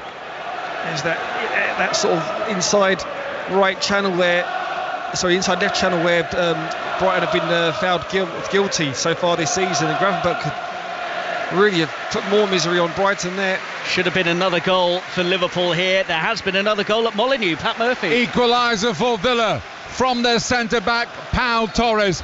A little dink cross to the far post, and he wasn't really picked up. Side-footed in with his left foot. It's Wolves 1, Villa 1. Thanks, Pat. So all square between Wolves and Villa. And Liverpool leading Brighton 2-1, should have been 3-1. Just seeing those replays of that Gravenberch chance, it's an open goal for him, 6 yards out. Yes, it does bounce in front of him, which makes it a little bit awkward, but you've got to be scoring those, haven't you? You have. I mean, the ball flashes through the 6-yard box, and I think he's more concentrating on just getting a good, clean purchase on the ball, which he does, probably too clean, if that makes sense, and rattles the crossbar. But it was an area where Brighton have just conceded a lot of goals in this left back area. The ball's being fed in against Aston Villa. Away in Europe at Marseille was the same. Just getting blindsided, running between the fullback and the left side of centre half. Well, Roberto De Zerbi, as I said earlier, apologised in his programme notes for the performance at Villa. He, though, praised their performance in the Europa League against Marseille in the week when they fought back from 2 down to earn their first ever point in European competition. He spoke about the resolve, the character to dig in and find a way back into the game. That's what he's looking for from his side here, who are trailing 2-1 as we go past the 56th minute of the game. And now Mo Salah has committed an infringement, and Brighton have got themselves a free kick, which Solly March will take. Taking it quickly to Matoma. Matoma now one-on-one with Szoboszlai. Stood up by Szoboszlai. It's Gross by the edge of the area. Pascal Gross has got the overlap from Solly March on the left. Here he is now. March's ball in. It's good. First time delivery. Robertson underneath it for Liverpool, who clear it away as far as the D of the box. A little bit panicked from Liverpool at the moment, and Brighton can build again. Adingra, beautiful footwork, charging into the area and still going. Gets to the byline. Robertson's there. Robertson has managed to do enough. The Brighton fans down there screaming for handball, as are some of the supporters in front of us. Nothing given by Anthony Taylor. Liverpool come up towards halfway, leading 2-1 Liverpool. Gravenberch infield to McAllister. It slows down now, and the boos from the home fans start to ring out, who feel that there was infringement in there. Let's quickly go to Chris Temple to find out about a goal at West Ham. And it's a goal at the moment for Newcastle, an equaliser from Alexander Isak. We're just checking offside at the moment from the initial ball in from the free kick. Isak in what looks a very, very close position. The ball actually came ultimately off the head of West Ham's Edson Alvarez, which played in Isak in the 6-yard box. He finished it beyond Areola. At the moment, we're still waiting for the decision. West Ham 1, Newcastle 1, as it stands, pending this VAR check. OK, we'll keep you up to date with whether that leveller for Newcastle does count or not. Doesn't look as though VAR were at all interested in those Brighton appeals for a handball just now, Steve. No, Adingra showing that explosiveness that he's got to the byline. He knows that Robertson's going to slide early and try and block the cross. It looks as though he probably tried to cut back and maybe hit the mid-drift of Robertson that was on the floor. That goal for Newcastle stands, so it is 1-1 now at the London Stadium between West Ham and Newcastle. That game is live on Sports Extra for you now, and the BBC Sport website is where you can find commentary of Wolves Villa, which is also all square at 1-1. Liverpool 2-1 up. Salah has it and goes infield to find Szoboszlai. Nice 1-2 between him and Salah, who's darting to the byline. Solly marches across there to hold him up and has done well just to ensure that he can't make any further progress. and he's got support back there from Baliba as well, and Liverpool have been squeezed back to halfway and actually all the way back into their own half, and Alisson. So Brighton have done well to force Liverpool back. Arsenal against Manchester City at 4:30. Team news will be coming from there very shortly as Salah sends it down the line for Darwin Núñez to chase. Núñez down by the corner flag for Liverpool, held up briefly by the challenge of Igor, and Igor ensures that it's back with Salah. And again, it's a good squeeze by Brighton. They've managed to close down the space and Liverpool retreat to halfway. It is, and again, Igor following Núñez all over the park. Now obviously Liverpool have good possession on their own half, but he's still close. He's marking him tightly, isn't he? He's like literally not letting him out of his sight. Matip with a good piece of running here, and still going as he gets towards the D of the area, and in the end enough blue and white shirts back there to just crowd him out. The ball rebounds to the halfway line, and Danny Welbeck is going to come on here for Brighton. Roberto De Zerbi is holding the ball at the moment because it's going to be a throw-in, but Evan Ferguson, who hasn't really been able to make his presence felt today, is the player who is going to go off, and Welbeck is on for him. Well, Evan Ferguson has been quiet today. The normal, you've got to remember, he is still young, he is still learning. So he's going to have moments of games like this that can't always be positive, but that's the positive for Brighton, that they have got someone like Welbeck on the bench, or Ansu Fati that they can bring on, that possesses that quality. Danny Welbeck's one goal this season coming at Old Trafford in that fine win for Brighton against Manchester United last month. Alisson in the D of his box under no pressure can pick out Alexis McAllister by the centre circle. He goes wide to Robertson on the left, back to McAllister again now. Liverpool in possession with Luis Diaz. Brighton again putting the squeeze on, so they're back to just outside their own box here, Liverpool. Van Dijk now with a big swing up towards Núñez, not near enough to him. Igor steps in, now it's Mitoma. Lovely footwork to get away from one challenge, but then Alexander-Arnold steps in and now has the ball and is over halfway and is looking to slip Mo Salah through, and Salah just caught in his heels a bit there. I think if he knew the ball was coming, he was in business. Yeah, I mean, the ball was correct. I think Salah thought he was going to be played down the wide areas on the blind side of Solly March, not through the centre of the pitch. So a little bit of miscommunication there, but a sign to show that they are on the front foot. Already one goal in the second half at the London Stadium for Chris Temple. Has there been another?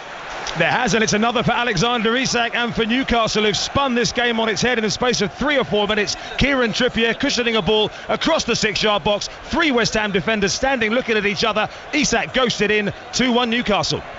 Meanwhile, Brighton are about to make another change. This one looks like it's enforced though, because Danny Welbeck had just come on for Evan Ferguson, and Paul Van Hecke is about to step in here. Concern amongst the Brighton medical team as well here, Steve Sidwell. Well, they've had a lot of games, haven't they? They have rotated. And one thing they don't want is for players to start picking up injuries. But I know that the Brighton manager and the staff, they do like Van Hecke. They call him JP around here for short.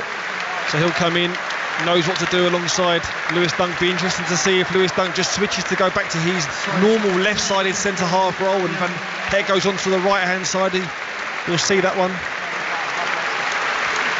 Now off comes Igor, and on is Van Hecke for Brighton then. Doesn't look happy, shaking ahead, gets a handshake from Roberto De Zerbi as he heads down to take his place on the bench. While we got this break in play, let's find out the latest from Molineux and Pat Murphy. It's still Wolves 1, Villa 1. Villa will be delighted that they got back on level terms just after Hwang got the first goal. Good work by Watkins, flicked it across, and at the far post there was Torres, a defender, to steer it in. The danger now for Villa, the game opening up now, the pace of Neto could be decisive. He's seen more of the ball in this second half than he did in the first. Wolves 0, Villa 0. Wolves 1, Villa 1. Sorry, Chris. 1-1 then between Wolves and Villa, and 2-1 for Newcastle away at West Ham at the moment. And the team news will be coming in from the Emirates in about 7 minutes time. John Murray will bring us that. He's alongside Peter Schmeichel for full commentary on 5 Live's Premier League Sunday. And this perhaps the appetiser before the main course, and it's been a tasty one as well. Liverpool 2-1 up as Gravenberch goes over in the centre circle. Just past the hour mark here Really good take there from Gravenberch. Brighton went to go direct from Lewis Dunk, headed down from Matip, and Liverpool on their toes, just get on the second balls, on the knockdowns. Nice drop of the shoulder by McAllister to get away from Pascal Gross, and then gets towards the edge of the area into Salah. Now back to McAllister. Good move this from Liverpool. The cutback wasn't great. Nunez has recycled it. Salah, corner of the area, has to go back to Alexander-Arnold. Mitoma comes across, but doesn't really close him down with any intensity. The ball breaks for Mitoma here, but again his touch lets him down, and there's been a few Brighton players that have been a bit off it. Karim Mitoma, who's normally got the ball glued to his feet, has let the ball run away from him a number of times, and Liverpool now have it with McAllister. Szoboszlai feeding Gravenberch, who looks sharp inside the area, goes for goal and didn't really catch hold of it, but he's made a big impact since coming on, Gravenberch, and Jurgen Klopp stands at the edge of his box and applauds over his head. Yes, and that's why he's on this pitch, to try and get on the ball, make forward runs, which is what he's doing there, testing that back line and midfield of Brighton. But just going back on Mitoma, you're right, even his body language today just seems a little bit subdued for himself. Normally he's really explosive and vibrant, tries to get on the ball. He's been today sort of waiting for that ball. He's been more reactive than proactive. That's Steve Sidwell with us on Five Live's Premier League Sunday, watching Brighton against Liverpool, where with 65 minutes gone, Liverpool lead 2-1 and are on the move again here. Mo Salah 20 yards out from goal, scampers away from Pascal Gross, and then finds Solly March blocking the route towards Verbruggen's goal, and he will settle for a throw in the end, Mo Salah, after Solly March shackled him all the way. Well, that comes in not so much from poor play from Brighton, but reading the game really well from Gravenberch there, doing them hard yards, doing that dirty work, setting up that attack for that explosive Liverpool front line to attack Brighton's goal. So it's been a lively second half here, likewise at Molineux for Pat Murphy. It's 1-1 still, but Villa thought they might be down to 10 men a moment ago. Douglas Luiz, the game was stopped by referee Rob Jones, checked for a possible red card courtesy of VAR, typical of this fractious match, but Luiz survived. Only 4 bookings so far, which is a surprise. It's still Wolves 1, Villa 1, Mark.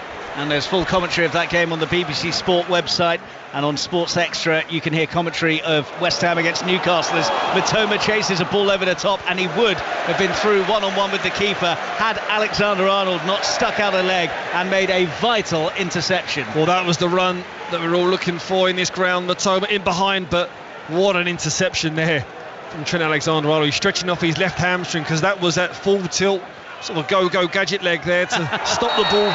Oh, now Dominic Szoboszlai has clattered into his man right down in front of the Brighton bench, and they didn't like that at all, and Anthony Taylor very quickly comes across to dish out what I make the first yellow card of the game midway through this second half for Dominic Szoboszlai. Yeah, I think you're right. I think it's one of the ones where Szoboszlai there goes in for the tackle, and it's more the follow through, but not through stud showing or high foot, more through his body momentum rolling over the ball that caught Solly March. And yeah, I mean, I'm one of them players that was physical on the pitch, and that's why I say I can't play in these day no more.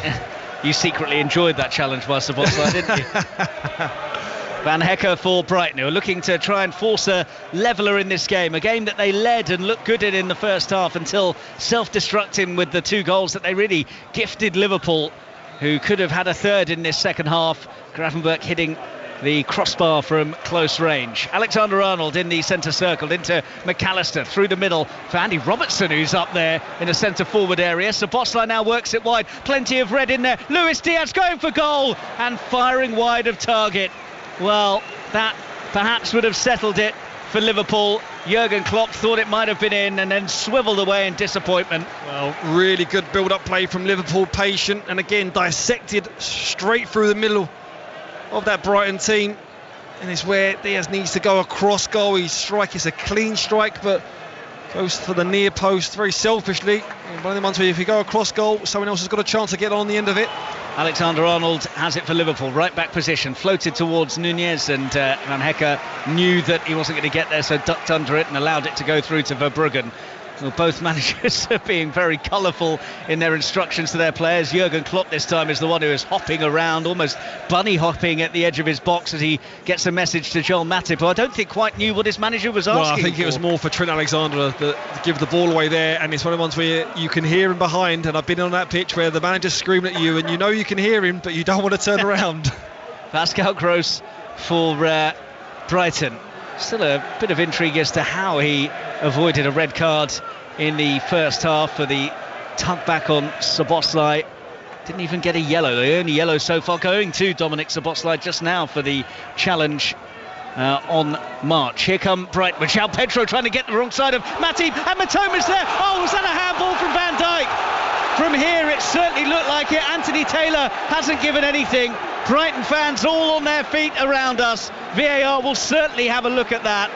Well, from here, Van Dijk looked like he stuck out a hand, although Steve Sidwell's tapping his thigh next to me. I mean, it was a poor shot from Matoma. It wasn't even going goal bound. To me, it looked like it hit the thigh first and then onto the arm. Roberto De Zerbi's got his iPad out and is looking at the incident at the moment. Brighton coming forwards, though, with Matoma. Ball has bounced favourably inside the area. Dingra's there. Van Dijk sends it behind.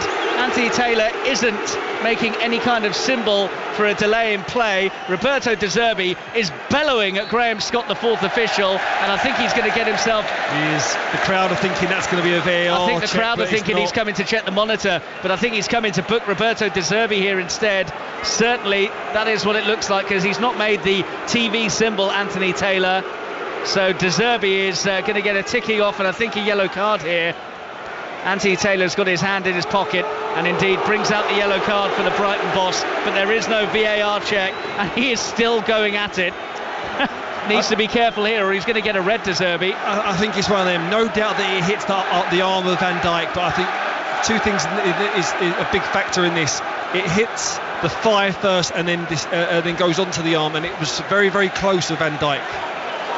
Well, De Zerbi and Klopp are now going at it, and the Brighton coaching staff getting involved. They offered the iPad across to the Liverpool boss so he could take a look at it. In comes the corner anyway. Alisson fisted away, bubbling up nicely here at the Amex with 20 minutes of the 90 left to play. Liverpool still leading by 2-1. The big one to come, Arsenal against Manchester City at the Emirates, and the team news comes from John Murray. Well, Bukayo Saka has not made it for Arsenal. He is not in the 20, out with the injury that he picked up in midweek.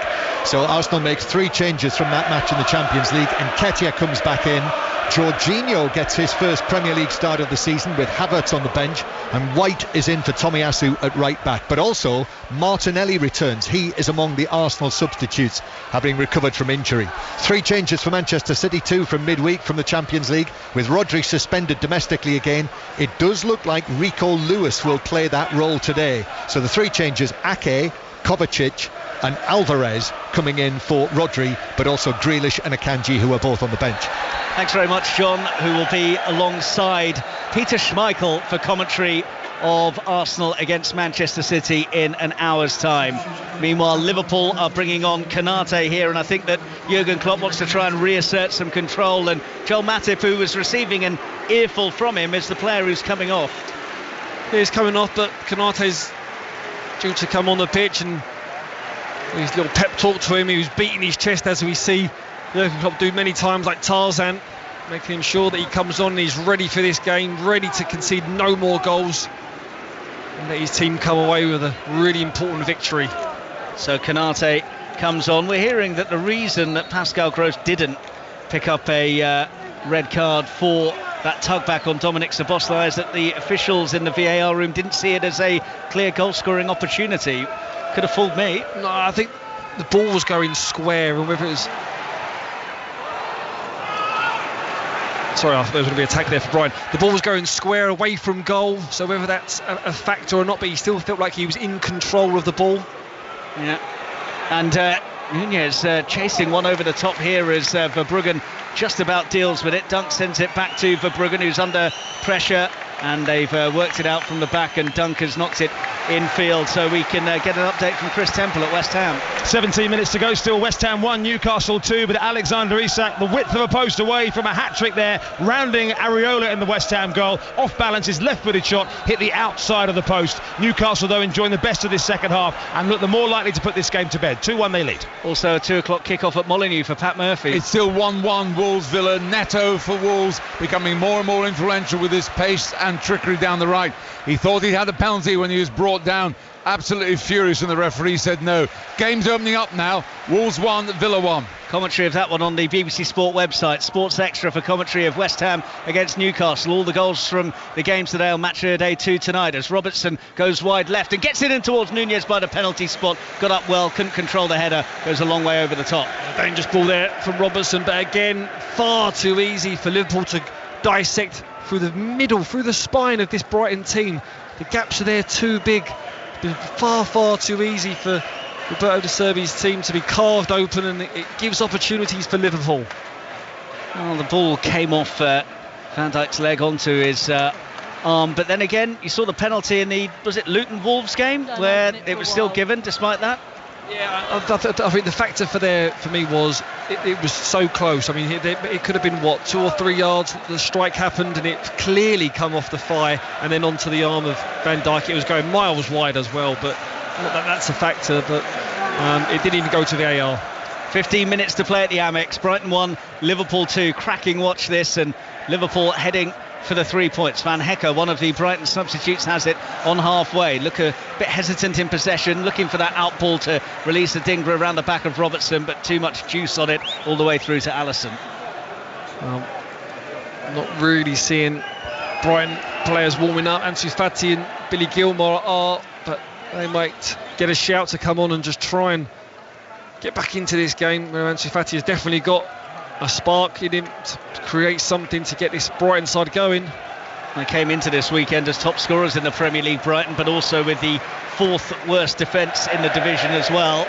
And that has been the pattern of the game. They've had their openings, but have also looked a bit shaky, conceded 2, could have conceded a third as well when Gravenberch hit the crossbar in the second half. But still have a chance of getting something from this game. Yeah, I mean, if there's anything that they've continued from last season, it's been able to score goals, but the clean sheets have been few and far between. They've done so well last season defensively, but this season has certainly been a big worry and a big concern. Van Hecke for Brighton comes out of his penalty area, square past Lewis Dunk. Dunk in towards Solly March. This is on the left side of the pitch, just in front of Jurgen Klopp. And now Matoma back towards Solly March, overhit it, and he's fortunate that Baliba was wise to the danger and got there ahead of Darwin Nunez.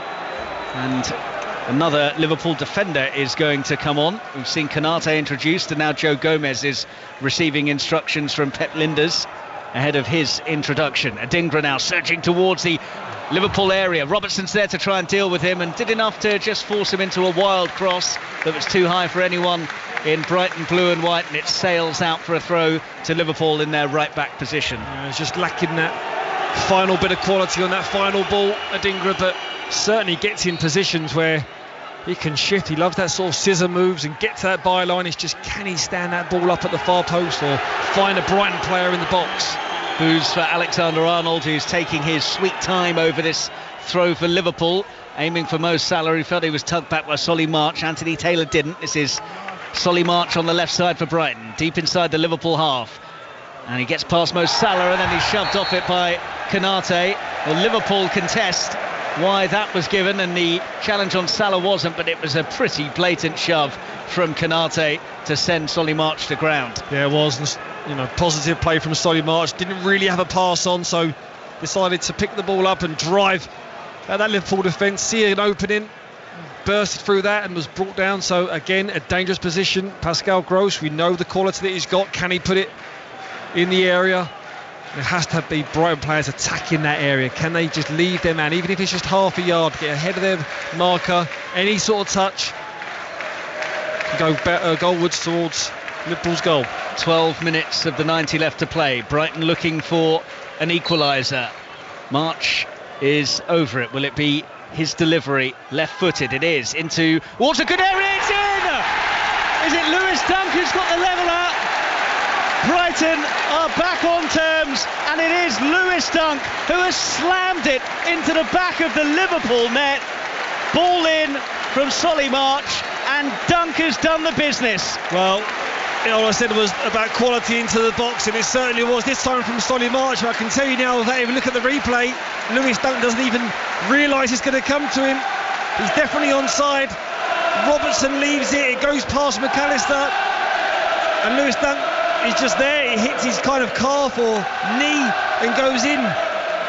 Solly March with a left foot, he's just got to put it into an area. I said any kind of touch can go towards Alisson in that Liverpool goal, and Lewis Dunk sees it at the very, very last millisecond. He just sticks a leg out and it goes in. The camera view pans on Robertson. He's disgusted with Alisson because he's saying you've got to claim that, you've got to come out, but the quality of the ball he can't. Well, I think that Andy Robertson perhaps is guilty of pulling away from the ball as it was coming in. He left it expecting his keeper to deal with it, but actually if he'd made the clearance it wouldn't have reached Lewis Dunk, so it's another error that's led to a goal. It is, and is it one of the ones where as a defender you're a bit worried, you're a bit scared. If you do stick out a leg to try and clear it, it can go goalwards. The factor of that is the pace of the ball. Solly March whips in with so much pace. When it's a little bit slower, you've got more time to think. Robertson there left it, he didn't want to touch it because he thought it could deflect goalwards, and there'd be an own goal for him. So Brighton are level, 2-2 at the Amex, 10 minutes of the 90 left to play. Thriller here. What about at Molineux and Pat Murphy? Still 1-1. It should be 2-1 to Wolves just now. Very swift, sleek move down the left. Hwang to the substitute Kalajdzic. Lovely ball across the face of the goal. Neto stole a couple of yards, 6 yards out, put it over the bar. Wolves 1, Villa 1. Closing stages at the London Stadium as well. Chris Temple. Into the last 10 minutes, still Newcastle turning it round to lead by 2-1 after Souček had put West Ham ahead early on. A brace for Alexander Isak, 3 minutes apart. He hit the post then for a hat-trick as well. Newcastle, though, coming under a bit of defensive pressure now into the last 10 minutes. They lead 2-1. So all of those games, 2 o'clock kickoffs at 4:30. It's Arsenal against Manchester City. No Bukayo Saka for Arsenal. John Murray and Peter Schmeichel will bring you commentary of that. Brighton sense that they might be able to nick the winner here. Matoma on the left side, 2 Liverpool players across to deal with him. Gets it into João Pedro through the legs of Gomez, but he's recovered to make the clearance. Although he's given it straight to Matoma, crossing position from the left. McAllister closes him down. João Pedro in towards Pascal Gross, and João Pedro stripped by McAllister just outside the area. I think that's going to be a yellow card for the former Brighton man. Anthony Taylor hasn't gone to his pocket as of yet, and I don't think he is going to get out a yellow, but to me that seemed pretty cynical from Alexis McAllister, and he's fortunate to get away without a booking. Yeah, he's done a couple of them this afternoon. Alexis McAllister, I think he's been fortunate not to get booked here. He's kind of summed up his afternoon. He's not had a great return back to the Amex. But like I said, first half, this Brighton team doesn't know when they're beat. Sometimes to their detriment, they can leave themselves expansive and concede more goals. But in terms of scoring goals, they'll keep on going, regardless of what the scoreline is. Free kick for Brighton in pretty much the same position they scored their equaliser from to make it 2-2. And Solly March again is very much interested in putting this one into the box. I'm sure that Andy Robertson this time will make the clearance if it comes his way. Maybe a bit of kidology coming on here, because Pascal Gross is looking towards the Brighton players in the box and he's pointing to his chest saying it's going to be me, it's going to be me, so we'll see. Could be the double bluff then. Solly March provided the assist from this possession a few minutes ago to make it 2-2.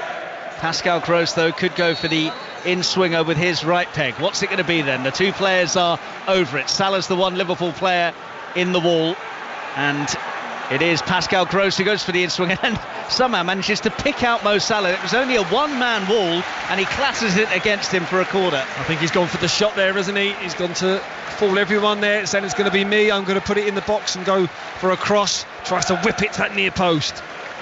Super climax here at the Amex. 2-2 as Matoma gets the short corner and tries to skip away from Gravenberch with that little feint that we've got accustomed to seeing from the Japanese. Now goes down the line towards Solly March. Did that come off Robertson last? It's kept in anyway by Andy Robertson. Gravenberch to Salah, and Liverpool tried to get upfield, and Baliba had Szoboszlai on his shoulder, knew about it though, and guides it back to Verbruggen in the Brighton goal. Out from the back from Verbruggen in towards Lewis Dunk, and now Valiba skips away from Luis Diaz, comes in field. Salah tries to close him down. The Brighton fans like that though, good positive play, and now feels that they've got the wind in their sails, and if there is going to be a winner, it's going to be Brighton. Veltman, right flank, held up by Gravenberch.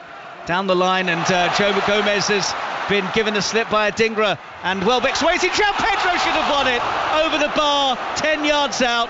First time side-footed finish, has to score from there, puts his hands on his head. He knows that was a golden chance. It was the chance, wasn't it? It was again real good attacking play from down that right-hand side of Adingra, and it's one of the balls where when it comes in as a striker, you see it and it takes an eternity to come to you. I'm sitting here thinking, just put a side foot pass on it, but when you can see it for so long, it plays tricks on your mind and it goes over the bar.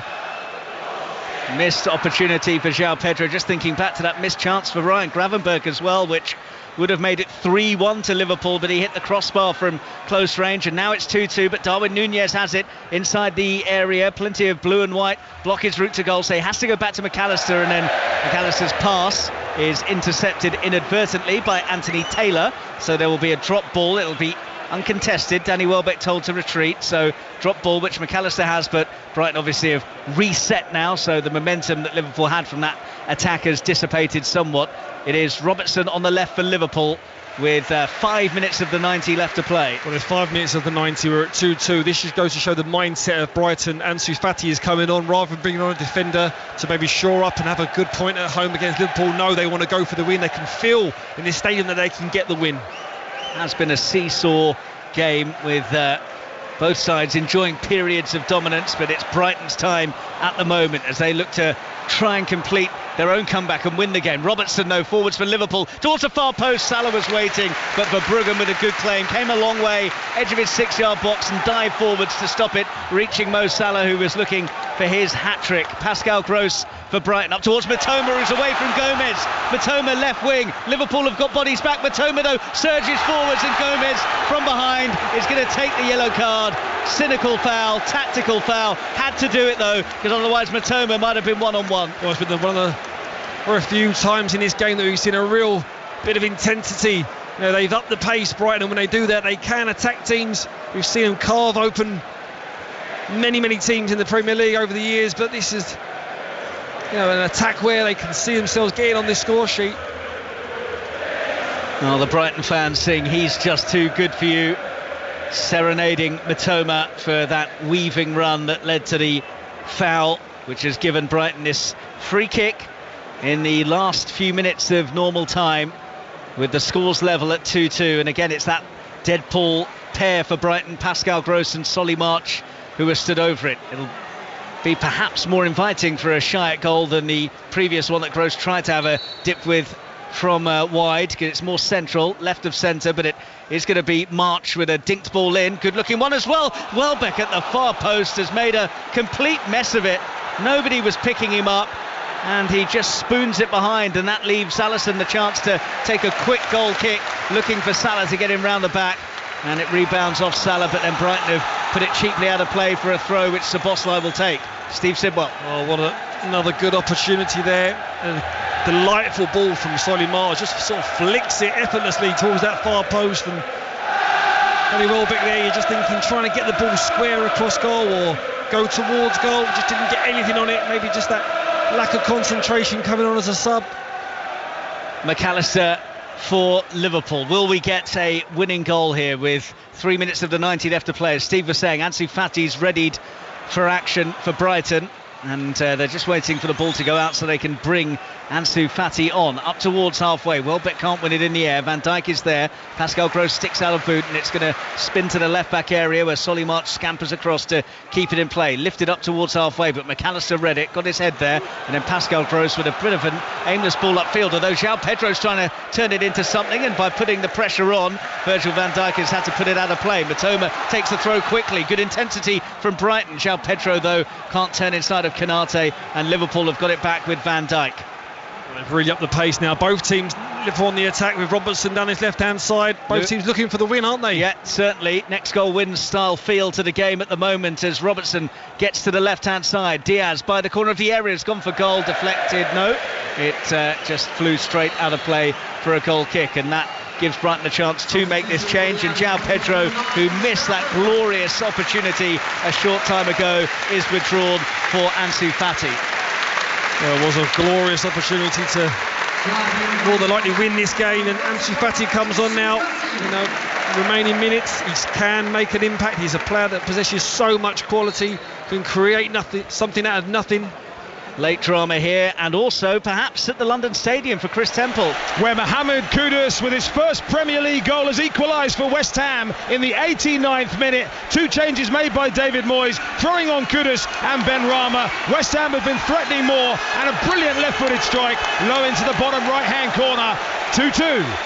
2-2 at West Ham, 2-2 at the Amex as well. Liverpool almost fashioned a chance though just now, with Brighton again guilty of overplaying from the back, but it is going to be a free kick for Brighton deep in their own half.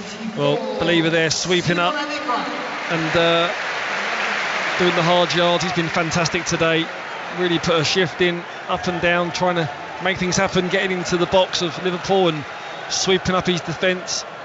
So all 3 2 o'clock games currently all square. 1-1 at Molineux between Wolves and Villa, 2-2 between West Ham and Newcastle. Same score here at the Amex, with just a minute of normal time remaining now, as Liverpool build from the left with Luis Diaz. He comes in field now and looks up, and Brighton have got everyone back behind the ball, trying to pack that midfield. McAllister sends it wide, and again Robertson with no obvious ball forward, so it's on halfway with Virgil van Dijk, and after that really frenetic period, it's down to pedestrian walking pace now.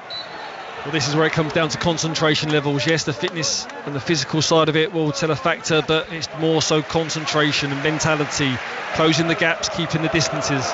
And they've switched off here as the ball was lumped forward to Robertson, who get it in dangerously. Dunk was there, stretching out a leg, the man who got the leveller for Brighton, preventing the ball reaching Mo Salah and potentially preventing a Liverpool winner. Brighton have it now, and Adingro's had a fantastic game, just announced as the club's man of the match for today, and you can't really argue with that. 4 minutes are going to be tacked on here. We're into it now. Robertson darts towards the centre of the pitch, and just outside the box has shuffled it forwards for Luis Diaz. Too much on it though, and it goes behind for a goal kick. That was the correct pass as well. The ball was in. It was just, he cut back on his left foot, just a slide in for Diaz to run to the byline, but overhit. It was a good opportunity there, but again, concentration levels. Dunk for Brighton into March, left side, deep in Brighton territory, closed down by Szoboszlai, backwards of square to Gross, and then Dunk has sent that straight out of play, which has got the Liverpool fans down behind Verbruggen's goal on their feet, trying to will their side on to create a chance to snatch this game by 3-2. All square with 3 minutes of injury time left to play. Don't forget, full commentary of Arsenal against Manchester City to come. Before that, an update from Pat Murphy at Molineux. 12 minutes added on in this second half. It was 4 minutes in the first half, so that's 16 altogether, which shows what a fractious, bitty game this has been. It's still Wolves 1, Aston Villa 1. Salah on the right-hand side for Liverpool, who are looking for a winner in injury time here. Salah gets to the byline, still Mo Salah, and good watchful work from Solly March, who wasn't tricked by the Egyptians' feints and nicks the ball off him, and Brighton come upfield now with Matoma. Gomez leaps in, had to time that right, and Szoboszlai for Liverpool now pokes it through to Gravenberch. It's opened up a bit here for Liverpool. Gravenberch outside the area into Salah, and it's away from March. It's still Salah back across goal dangerously and cleared by Veltman. Liverpool coming strong late on. McAllister goes for goal from distance. That would be some story, but didn't catch hold of it. Brighton now trying to soak up the pressure. De Zerbi whistles to his players to try and get a message across to them. Szoboszlai clips it in, too much on it. Salah can't get there through to Verbruggen. Oh, what an opportunity there, wasn't it? Salah just put the ball into an area. It was begging for a Liverpool player to try and get on his front foot and just put the ball into an empty net, but nobody was there. Two teams really going for the win. Certainly neither side settling for the point. They're both pushing on to try and snatch all three, and they might have a chance here. Ansu Fati is after it, but Alisson, great positive goalkeeping, came flying out and just in front of the halfway line almost, absolutely wellies it out for a throw. And Brighton are going to need a break in play here, because Baliba is in need of some treatment. I think it might just be cramp, and perhaps not a surprise given how frenetic the closing stages have been. Alisson has been top class today, sweeping up there, be good positioning on the edge of his box in case anything does go over the top, which is what Brighton are looking to do in these later stages. Well, 2-2 here, 2-2 at the London Stadium between West Ham and Newcastle. Plenty of stoppage time at Molineux as well between Wolves and Aston Villa. All the goals for you on Match of the Day 2 tonight, and full commentary still to come from the Emirates. Arsenal against Manchester City. Peter Schmeichel alongside John Murray for that one, as Danny Welbeck nearly pounced upon a bit of sleepy defending from Liverpool, but it's Gravenberch who brings it forwards. 30 seconds of injury time left to play. Gravenberch appealing for the free kick. He's going to get it as well, and Liverpool were in a hurry to try and take it quickly, but Anthony Taylor says he needs to dish out the yellow card first of all, so Liverpool can't take it quickly. Well, we've just had a bit of stoppage for Believer. He was getting a bit of cramp. He's just done that sprint back. I think he's pulled up a bit of cramp again, or he's trying to deceive the ref of not getting a yellow, but he's going to get a yellow card. More incidents for Pat Murphy at Molineux. Sending off for Wolves, Mario Lemina, second bookable offence. I must admit, it was just a little tug, the second one for the yellow, but Rob Jones had no doubt he had to go. I suppose a red card's been inevitable in this match. It's Wolves 1, Aston Villa 0. Wolves have got to play the last 7 minutes with 10. Thanks, Pat. Free kick for Liverpool just inside their own half, just inside their Brighton half. This might be the last meaningful action of the game. Lifted in, and whistle has gone from Anthony Taylor for a tug in there, so it's a Brighton free kick. We've played 4.5 minutes of additional time. 4 were signalled as the minimum. March tries to poke it forwards for Ansu Fati, who can't get there, which means McAllister can bring it forwards. Trying to slip in Mo Salah. No flag for now. Salah inside the area, holding it up, needs some support. Salah looking for an option, back heels it to Szoboszlai. Needs to get in the box now if Liverpool are going to win this. Szoboszlai puts it in, and the ball breaks inside the area for Gravenberch. Is there a free kick in there? Anthony Taylor has blown, and that is the full-time whistle. A handshake and a hug between Jurgen Klopp and Roberto De Zerbi. Smiles from Klopp, but his side missed the opportunity to come away with 3 points, having gone in front by 2-1 after Brighton took the lead through Adingra's smart finish following a poor pass from Van Dijk. Salah with 2 goals towards the end of the half, a crisp finish after Dunk gave the ball away, and then from the penalty spot after Brighton were caught trying to play out from the back. They had a chance to go 3-1 up when Gravenberch hit the post. He couldn't take that opportunity. Lewis Dunk did from Solly March's free kick. Both sides pushed on to try and win it. Neither could really carve out a clear chance, bar João Pedro's effort over the bar. And in the end, it finishes here at the Amex after a thrilling afternoon. Brighton and Hove Albion 2, Liverpool 2. Steve Sidwell, we spoke at half-time about the errors that were happening in the game, but sometimes, come full time, you just got to look at a game of football and say, well, that was pulsating. That was full of entertainment, wasn't it? We've had goals, errors, two teams really committed. You could tell by the substitutions from both sets of managers, going for the win. And we've been entertained here. There's Salah's walking off now. He's had probably not one of his most impactful games, but moments where give him the ball, he will score. And at the end of it all, who's happier? I would say De Zerbi would be happier in terms of a positive performance coming off the back of a 6-1 drubbing against Aston Villa. Defensively, they looked much better. There was mistakes again, but you're going to get that from this Brighton side. Liverpool have had such a bad record against Brighton over the course of the last 12 months. I know they will go into every game trying to win it and thinking they should win it because they're Liverpool. But is it hard to complain about Brighton getting a point from that? No, not at all. For the majority of the first half, they deserved to go in probably 1-0 up, if I'm honest, and then a lapse of concentration and errors. They go in a goal down, but they deserve to get something out of this game. They've showed character, they showed resilience, something they've done all season. But they do look like a team that is just in that sort of run with Europe and a consecutive game. They do just look a little bit fatigued, a little bit off edge at the moment.